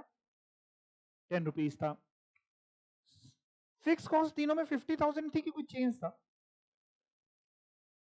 फिक्स कॉस्ट में कोई चेंज था कि तीनों में 50,000 थी? 50,000 थी, पक्का सबके में यही है। अच्छा, वेरिएबल कॉस्ट पर यूनिट तीनों में 5 थी कि कोई चेंज था? सेम थी, 5 ही रुपए थी सभी में। चेक कराया, सेम था। यूनिट सोल्ड में बस चेंज किया गया है। यूनिट सोल्ड अगर 50,000 थी तो प्रॉफिट आ रहा था, 10,000 हमने ली, ब्रेक इवन आने लगा, और 8,000 करी तो लॉस। आपको पता है जैसे 10,000 यूनिट पे ब्रेक इवन है, no no profit no loss. अगर आप ब्रेक इवन से ज्यादा सेल करोगे तो प्रॉफिट होगा, और ब्रेक इवन से कम सेल करोगे तो लॉस होगा। 10,000 यूनिट अगर किसी का ब्रेक इवन पॉइंट है, और वो 12,000 unit, 15,000 unit, 20,000 unit, 50,000 unit, 1 lakh unit, कुछ भी 10,000 यूनिट से अगर ज्यादा बेचता है तो प्रॉफिट पे जाएगा, और अगर 10,000 यूनिट से भी कम बेचता है तो लॉस पे जाएगा। यहां तक समझ पाए? अगला टॉपिक यही है ब्रेक इवन पॉइंट का, कि सर आखिर ये ब्रेक इवन पॉइंट होता क्या है और कैलकुलेट कैसे होता है। जैसे एग्जाम्पल नंबर 3 में आपका ब्रेक इवन आया, बट आपको पता है एग्जाम्पल 3 में तो मेरी कृपा थी, भगवान की तो कृपा है, मेरी भी कृपा थी कि हमने जानबूझ के एग्जाम्पल 3 में आपको 10,000 यूनिट्स दिया। हम पहले ही कैलकुलेट करे बैठे थे कि 10,000 यूनिट पे ना प्रॉफिट होगा ना लॉस होगा। तो आपने जब 10,000 यूनिट पे निकाला तो आपका जीरो आया, आपने कहा यही ब्रेक इवन है। एग्जाम में आपसे पूछेगा, आपको कैलकुलेट करना पड़ेगा कि कितनी यूनिट्स बेचें ताकि ब्रेक इवन हो। मतलब एग्जाम में, जैसे मैं एग्जाम्पल 3 आपको खोलूं, तो जैसे ये मान लो, ये क्वेश्चन में मालूम है क्या होगा? एग्जाम में आप नहीं काटना पीटना, आप सिर्फ देखना। एग्जाम में आएगा, ये नहीं लिखा होगा, लिखा होगा let's say calculate break even point, है ना? दिख रहा है ना सभी को? कैलकुलेट ब्रेक इवन पॉइंट, और सब कुछ होगा, टोटल यूनिट सोल्ड नहीं दिया होगा, केवल ब्रेक इवन पूछेगा, सेलिंग प्राइस दे देगा, मान लो 10 रुपए, फिक्स कॉस्ट दे देगा 50,000 रुपए, वेरिएबल कॉस्ट 5 रुपए दे देगा, आपसे कहेगा ब्रेक इवन पॉइंट निकालो। आंसर हमें पता है क्या आने वाला है, कितना आने वाला है? 10,000 यूनिट्स। और रुपीस में बात करें तो कितने रुपए की सेल? 1 लाख रुपए की सेल, 10,000 यूनिट इंटू 10। आंसर हमको पता है, वहां थोड़ी ना पता होगा, यहाँ तो पता था। तो आखिर ये निकालते कैसे हैं? कैसे हम कैलकुलेट करेंगे कि कितनी यूनिट्स बेचें ताकि ब्रेक इवन पॉइंट हो, नो प्रॉफिट नो लॉस? हर बिजनेसमैन ये जानना चाहता है कि कितना मिनिमम क्वांटिटी उसको बेचनी पड़ेगी नो प्रॉफिट नो लॉस के सिचुएशन में, कि उससे भी कम बेच दिया तो घर से पैसा चला जाएगा, नुकसान हो जाएगा। तो एक ब्रेक इवन आपके दिमाग में होना चाहिए और कोशिश होनी चाहिए कि ब्रेक इवन से ज्यादा बेचें, जितनी ज्यादा बेचोगे आपके लिए बढ़िया। ठीक है ना। तो बात आती है कि सर अगर ब्रेक इवन पॉइंट कभी निकालने के लिए आ गया तो कैसे करते हैं। आइए ब्रेक इवन पॉइंट के टॉपिक पे चलते हैं, पहले थ्योरी पढ़ते हैं। अभी तक जितना पढ़ा रहे हैं सब समझ में आ रहा है? कुछ पूछना तो नहीं है? कुछ पूछना है तो आप पूछ सकते हैं। पक्का क्लियर है सभी को? चलो, ब्रेक इवन पॉइंट क्या लिखा है ब्रेक इवन पॉइंट के लिए? It is the point at which total volume of sale is equal to total expenses. In short अगर बोले, वो सिचुएशन जहां टोटल सेल टोटल कॉस्ट के बराबर हो जाए वो होता है break even point. Total cost मतलब टोटल कॉस्ट कौन सी? Fix plus variable. आप देखिए ना, आपको मैं लेके चलता हूं वापस। एग्जाम्पल नंबर 3 आपको यूं ही नहीं कराया। एग्जाम्पल 3 में आप देखो आपकी टोटल सेल कितने रुपए की थी। सेल का रुपए देखो ना, ये सॉल्यूशन खोल दिया मैंने, यही देख के बता दो, कोई दिक्कत नहीं है। सेल कितने रुपए की थी? 1 लाख। वेरिएबल कॉस्ट और फिक्स कॉस्ट का टोटल करो, 1 lakh. Variable cost by 50,000, fix cost 50,000, 1 lakh. जब टोटल सेल टोटल कॉस्ट के बराबर होगी तो ब्रेक इवन होगा। टोटल सेल टोटल कॉस्ट के बराबर। और अगर टोटल सेल ज्यादा है टोटल कॉस्ट कम है तो प्रॉफिट होगा। चलो वापस उस वाले एग्जांपल में चलते हैं जहां प्रॉफिट आया था। इसमें प्रॉफिट था ना? इसमें प्रॉफिट था ना? मैंने कहा टोटल सेल अगर टोटल कॉस्ट से ज्यादा है तो प्रॉफिट होगा। चेक करते हैं सेल कितनी थी। आपके सामने स्क्रीन पे आप देख सकते हैं 5 लाख की। टोटल कॉस्ट कितनी थी? वेरिएबल 2.5 लाख की थी, फिक्स 50,000। टोटल कॉस्ट कितनी थी? 3 लाख। तो तभी तो 2 लाख का प्रॉफिट था। सेल अगर टोटल कॉस्ट से ज्यादा होगी तभी प्रॉफिट होगा, और सेल अगर टोटल कॉस्ट से भी कम होगी तो लॉस होगा। जो लास्ट एग्जांपल में लॉस आया था उसका सॉल्यूशन खोलते हैं। टोटल सेल कितनी थी? 80,000। टोटल कॉस्ट कितनी थी? 90,000। क्योंकि सर 40,000 की वेरिएबल, 50 की फिक्स, 90। दैट मींस वो पॉइंट जहां पे टोटल सेल टोटल कॉस्ट के बराबर हो जाती है वो होता है ब्रेक इवन पॉइंट। अगर मैं इसको आपको चार्ट से समझाने की कोशिश करूं, ये सिर्फ आपकी समझने के लिए है, तो इसका अगर चार्ट बनाने की कोशिश करें ब्रेक इवन पॉइंट का, कभी बनाया बचपन में स्कूल में ग्राफ वगैरह आपने कुछ? ठीक है, वैसे ही बनाने की कोशिश करें। लेट्स से इधर देखिएगा, लेट्स से ये जो लाइन है ये टोटल सेल की लाइन है। ये टोटल सेल आपकी धीमे धीमे करके बढ़ रही है। ठीक है, ये 0 है और ये उससे ज्यादा हो रहा है, ये क्वांटिटी अलग अलग क्वांटिटी। ठीक है, मान लो 1000 यूनिट या 10,000 यूनिट, 20,000 यूनिट, 30,000 यूनिट, जो भी आप प्लॉटिंग कर लें। और ये है कॉस्ट की लाइन, ये है कॉस्ट। ये कॉस्ट हो गई, ये यूनिट सोल्ड हो गया, ये टोटल सेल है। और मान लीजिए आपकी जो कॉस्ट है उसकी लाइन ये है, ये है आपकी टोटल कॉस्ट की लाइन। जिस पॉइंट पे ये इंटरसेक्ट करेंगे वो पॉइंट होगा ब्रेक इवन पॉइंट। और पता है ब्रेक इवन पॉइंट से ऊपर जो होगा वो क्या होगा? प्रॉफिट। ये जो आपको दिख रहा है ये ब्रेक इवन पॉइंट से ज्यादा बेचोगे ये प्रॉफिट है, और ब्रेक इवन से भी कम रह गया तो ये लॉस है। अच्छा एक बात बताना, जैसे हमने टोटल सेल की लाइन तो 0 से शुरू करी है, दिख रहा है आपको? टोटल कॉस्ट की लाइन हमने ऊपर से थोड़ी शुरू करी है। 0 से क्यों नहीं शुरू करी? Because of fix cost. Fix तो है ही उतनी, आप बनाओ ना बनाओ क्वांटिटी उतनी, तो ये तो फिक्स कॉस्ट है, प्लस वेरिएबल आपकी बढ़ती जाएगी जैसे जैसे आप बढ़ाते जाओगे। क्लियर? बाकी ये नहीं बनाने की जरूरत है आपको। इधर आइए, break even point, it is the point at which total sale is equal to total cost. ऐसे भी इसको आप पढ़ सकते हैं। It is a no profit no loss situation for the company. लेकिन अगर आप ब्रेक इवन से भी कम जाते हैं तो क्या होगा? लॉस। जैसे एग्जाम में 40 चाहिए कम से कम, 40 से भी नीचे आ जाते हैं तो क्या होता है? लॉस होता है, अगली बार फिर जाना पड़ता है। ठीक है ना, समय का नुकसान, पैसों का नुकसान, बेइज्जती अलग हो जाती है। और अगर 40 से ऊपर आ गए या 50 चाहिए, सब में 50 से ऊपर, सब में 70 80 80 नंबर ला रहे हैं, तो क्या होता है? प्रॉफिट होता है, इज्जत मिलती है। जहां जाओ लोग आपको सलाम करते हैं, अरे ये बच्चा 90s में नंबर लेके आया। Below the break even point the firm will make losses, while above this point the firm will make a earning profit। Clear हो गया सबको? जो ब्रेक इवन पॉइंट होता है ना, उसको आप ब्रेक इवन एनालिसिस भी बोल सकते हो, और इसका एक और नाम होता है सीवीपी एनालिसिस। क्या बोल गए हम? फुल फॉर्म लिखा है कॉस्ट वॉल्यूम प्रॉफिट एनालिसिस, यानी कॉस्ट वॉल्यूम क्वांटिटी सेल, उसका एनालिसिस करता है। कॉस्ट वॉल्यूम क्वांटिटी में क्या फर्क होगा, प्रॉफिट में क्या फर्क है, तो उसको सीवीपी एनालिसिस भी बोलते हैं। ब्रेक इवन एनालिसिस और cost volume profit analysis helps in analyzing effect of changes in volume, prices, variable cost on the profit of the organization, taking fixed cost as unchangeable। यानी CVP क्या करता है, आपको बताता है कि क्या इफेक्ट होगा किसका, चेंज इन वॉल्यूम का, प्राइस का, वॉल्यूम मतलब क्वांटिटी में अगर चेंज करें, प्राइस मतलब सेलिंग प्राइस पर यूनिट भी चेंज करें, वेरिएबल कॉस्ट में अगर चेंज करें, तो क्या इफेक्ट होगा किस पे, on profit, taking fix cost as unchangeable. Break even point मुद्दा वही है, कैसे कैलकुलेट होगा, निकलेगा कैसे। दो तरीके होते हैं, एक एल्जेब्रिक मेथड है फॉर्मूला बेस्ड, एक ग्राफिकल मेथड है ग्राफ बेस्ड। पहले ग्राफिकल मेथड समझाने की कोशिश करता हूं।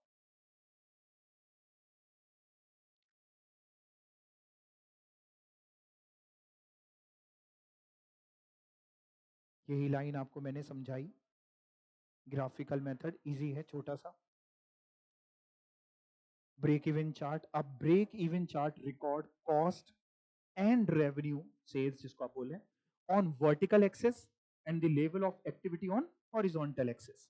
तो आप देख सकते हैं एक टोटल सेल की लाइन है, दिख रही है, एक टोटल कॉस्ट की लाइन है, जहां पे ये दोनों मिल रहे हैं, मोती झील नहीं, मतलब जहां पे मिल रहे हैं वो क्या है, ब्रेक इवन पॉइंट है, और उससे नीचे जाते हैं तो लॉस है, और उसके ऊपर है तो प्रॉफिट है। अब सुनिएगा, ये भी लाइन पहले पढ़ी लो फिर सुनो। The break even point is that point where the sales revenue, C नहीं है सेल है, where the sales revenue intersect with, sale revenue line intersect with किससे मिलती है, टोटल कॉस्ट लाइन से। अब एग्जाम में ब्रेक इवन निकालने के लिए आएगा तो 99% है कि एल्जेब्रिक मेथड से आएगा, ग्राफिकल मेथड से नहीं आएगा, क्योंकि ग्राफ कहां देगा वो आपको ग्राफ पेपर नहीं देगा। समझ रहे हैं? ग्राफ पेपर दे भी देगा तो एग्जैक्ट कहां प्लॉटिंग करके निकाल लोगे कि हाँ यहां मिल गई, निकाल पाओगे नहीं, तो वो ग्राफिकल मेथड नहीं आएगा। लेकिन 1% प्रोबेबिलिटी ले लेते हैं कि अगर आ गया तो वापस मत आ जाना, रोते रोते हैं आ गया, आप क्या करें, कुछ नहीं। आप अभी एल्जेब्रिक मेथड सिखाऊंगा, आप वहां पे रफ में पहले फॉर्मूले से निकाल लेना, दोनों से आंसर सेम ही आएगा ना, फॉर्मूले से निकाल लेना, और फिर एक ग्राफ बना देना, जो फॉर्मूले से आंसर आया वहीं पे इंटरसेक्ट करा देना दोनों को, आंसर आ गया। 99.99% तो आएगा ही नहीं, ग्राफिकल आ गया तो एल्जेब्रिक से निकालेंगे और प्लॉटिंग हाथ से कर देंगे।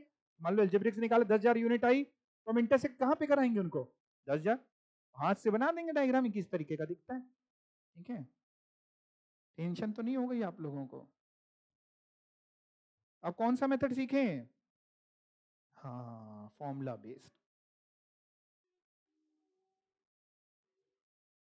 This method is based on contribution margin approach. अच्छा, कंट्रीब्यूशन मार्जिन अप्रोच, हाँ भाई, क्योंकि कंट्रीब्यूशन जब फिक्स कॉस्ट के बराबर होगा तभी तो ब्रेक इवन होगा।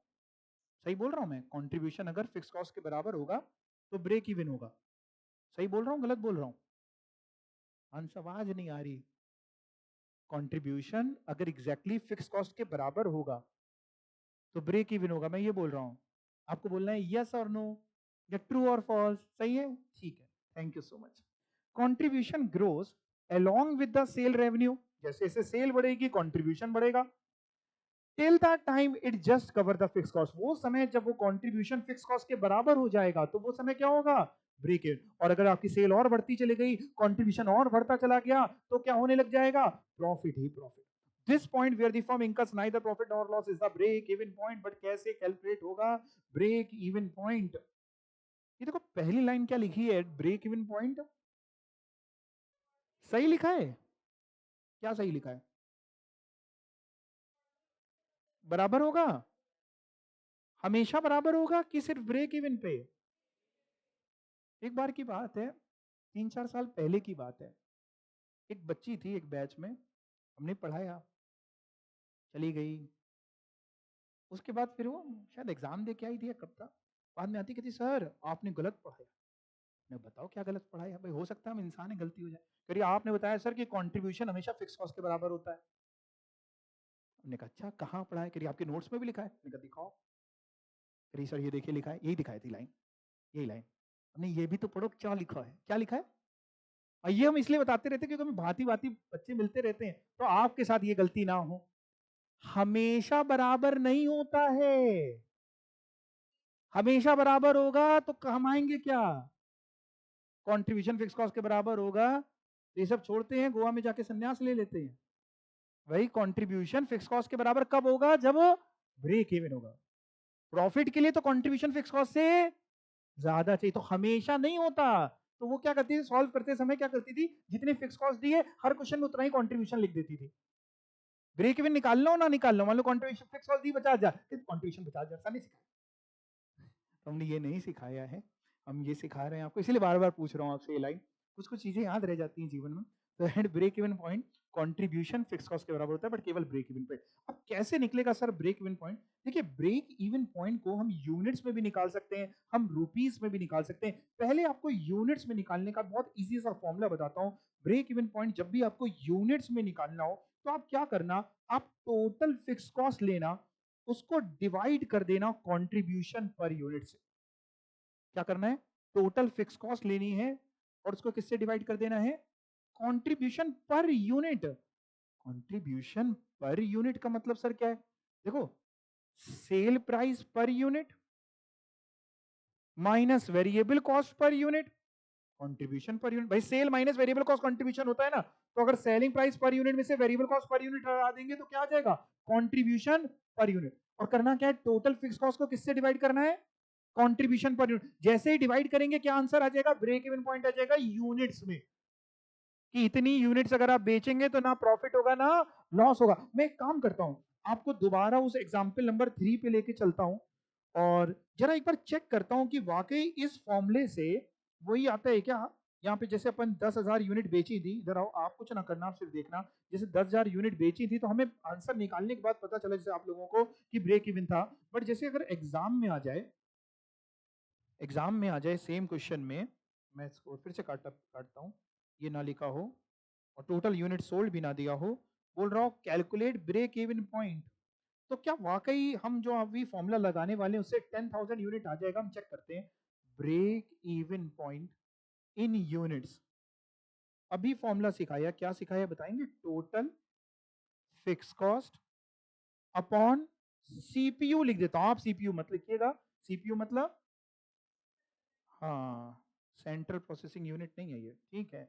टोटल फिक्स कॉस्ट बोलो, कंट्रीब्यूशन पर यूनिट कैसे निकलेगा, देखो सेलिंग प्राइस पर यूनिट है 10 रुपए, वेरिएबल कॉस्ट पर यूनिट है 5 रुपए, 5 बचेगा, 10 माइनस 5, 5 करो जरा, 50,000 अपॉन 5। अरे वाह, 10,000 यूनिट्स मेरा ब्रेक इवन पॉइंट आ गया। यानी अगर हम 10,000 यूनिट बेचेंगे तो ना प्रॉफिट होगा ना ही लॉस होएगा। इज इट क्लियर, इजी है। मेरी तरफ देख के वो फॉर्मूला बताओ, मेरी तरफ देखना, total fix cost upon contribution per unit, इससे break even point in units आएगा कि इन रुपीस आएगा, इन यूनिट्स आएगा। कंट्रीब्यूशन पर यूनिट कैसे आएगा, selling price per unit minus variable cost per unit. अच्छा, जैसे 10,000 यूनिट ब्रेक इवन पॉइंट है, सेलिंग प्राइस है 10 रुपए पर यूनिट का, तो अगर कोई हमसे रुपए में पूछे कि सर टोटल कितने रुपए की यानी सेल करें, 10,000 यूनिट इंटू 10, 1 लाख रुपए की सेल, यही तो आपने आंसर में भी निकाला था। ये जो यूनिट्स में ब्रेक इवन पॉइंट कोई पूछे तो 10,000 यूनिट है, रुपीज में कोई पूछे तो 1 लाख रुपए है। अगर कोई कहे ब्रेक इवन पॉइंट रुपीज बता दो, ब्रेक इवन पॉइंट बोल ले, ब्रेक इवन सेल्स बोल लेते हैं, तो 1 लाख रुपए यूनिट्स में पूछ रहा है, तो 10,000। ये 1 लाख कैसे निकला? अगर 10,000 यूनिट हमने निकाल लिया तो ऐसा क्या करें 10,000 यूनिट में कि 1 लाख रुपए आ जाए? क्या मल्टीप्लाई किया, क्या चीज है? Selling price per unit. मतलब एक फॉर्मूला बनवाने की कोशिश करो जरा, इधर आओ। आओ हम लोग फॉर्मूला बनाते हैं। आप देख रहे हैं जहां आपके CFM में वांदे पड़े हुए हैं, बिल्कुल लाले की नंबर आ जाए, वहां फॉर्मूला बनाने बैठे हैं। Break even point in rupees अगर कभी निकालना हो तो क्या करिएगा? Break even point in units ले लीजिए, उसको क्या कर दीजिए बताएंगे?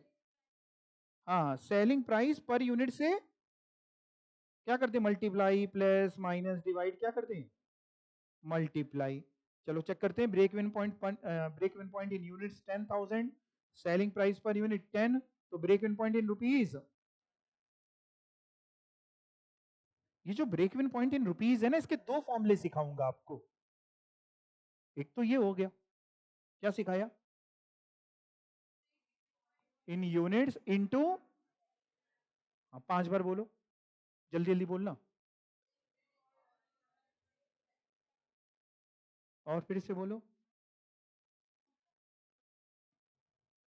ठीक है। और break even point in units का फॉर्मूला क्या सिखाया था? चलो ठीक है, एक काम करते हैं ना, क्वेश्चन करते हैं फिर, और फॉर्मुलेज अभी और हैं ब्रेक इवन के, बट पहले इतने से जरा क्वेश्चन करते हैं। थोड़ा सा आप कॉन्फिडेंस गेन करिए कि आप कर पा रहे हैं। ये एग्जाम्पल करते हैं ना, एग्जाम्पल 5। सॉल्यूशन प्लीज मत देखिएगा, आप लोग के पास हमने दिया हुआ है जानबूझ के कि अगर कभी अटक जाए तो रेफर कर लें, बट अभी ना देखिएगा, बिना सॉल्यूशन देखे आप कर लोगे। मैं कराता हूं आपको। ABC limited is producing a single product. Single product बोले तो मतलब जैसे पेन बनाते तो एक पेन बना के बेच रहे हैं, ये मतलब हुआ। फिर क्या मतलब हुआ? हाँ, मतलब एक ही तरीके का प्रोडक्ट, पेन बनाते तो पेन ही बनाते हैं और कैलकुलेटर वगैरह नहीं बनाते। ABC limited is producing a single product incurring variable cost of rupees 300 per unit, fixed cost of rupees 2 lakh. If the product sell for rupees 500 per unit, calculate करना है break even point in units and rupees. तो पहले किस में निकालें? Units में निकालते हैं। आइए, कर पाएंगे आप लोग? करिए सभी लोग। ब्रेक इवन पॉइंट ब्रैकेट में लिख दिया मैंने in units is equal to, formula लिख दिया, total fix cost upon contribution per unit. आप लोग भी लिख लो, फुल फॉर्म लिखना। वैसे ब्रेक इवन पॉइंट को आप चाहो तो BEP लिख सकते हो, फुल फॉर्म लिखना हो तो फुल फॉर्म तो बहुत ही बढ़िया।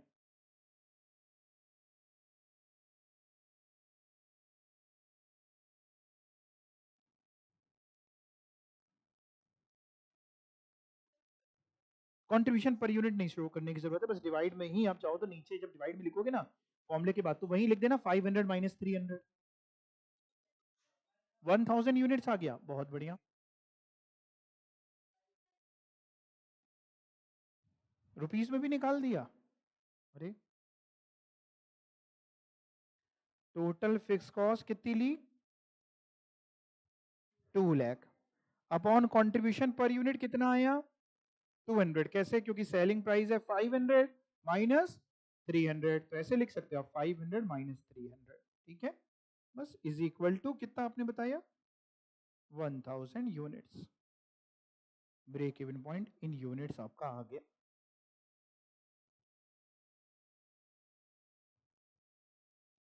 1000 यूनिट्स अगर आप बना के बेचेंगे तो ना प्रॉफिट होगा ना लॉस होगा।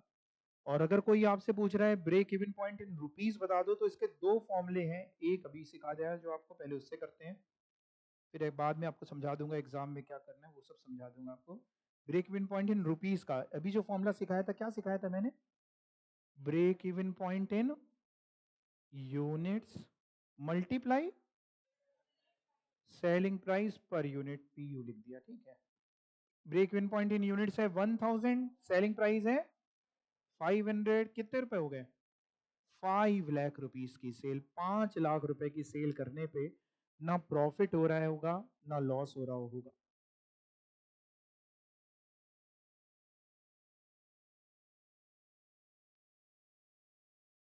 सबका आ गया है?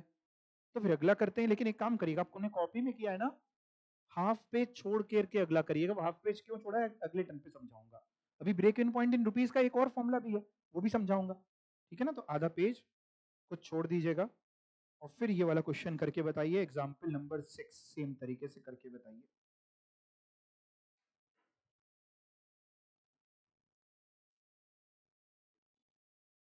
जो बच्चा कर लेगा उसको घर जाने को मिलेगा।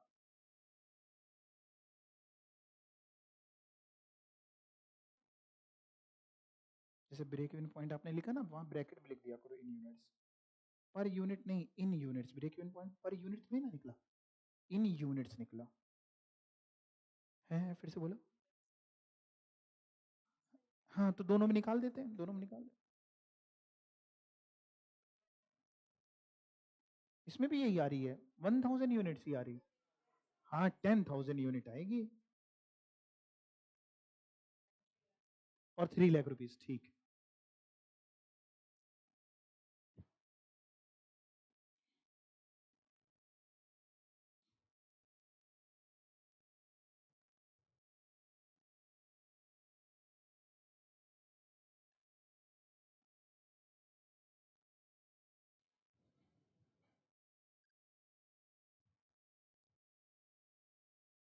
कंट्रीब्यूशन पर यूनिट कितना है आप लोग का?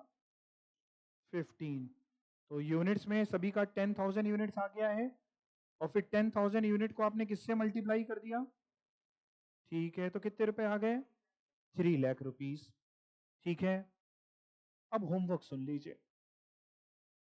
आज की क्लास में जितना पढ़ा है, जितने क्वेश्चंस करे हैं, एक बार उसको रिवाइज करिएगा, क्वेश्चंस को एक बार दोबारा रफ में लगाइएगा, और फिर अगली क्लास में आ जाइएगा। ब्रेक इवन पॉइंट का और भी फॉर्मूले सीखेंगे, कैसे होता है वो सीखेंगे, और चैप्टर को आगे कंटिन्यू करेंगे। कोई डाउट तो नहीं किसी का? चलिए, थैंक यू सो मच।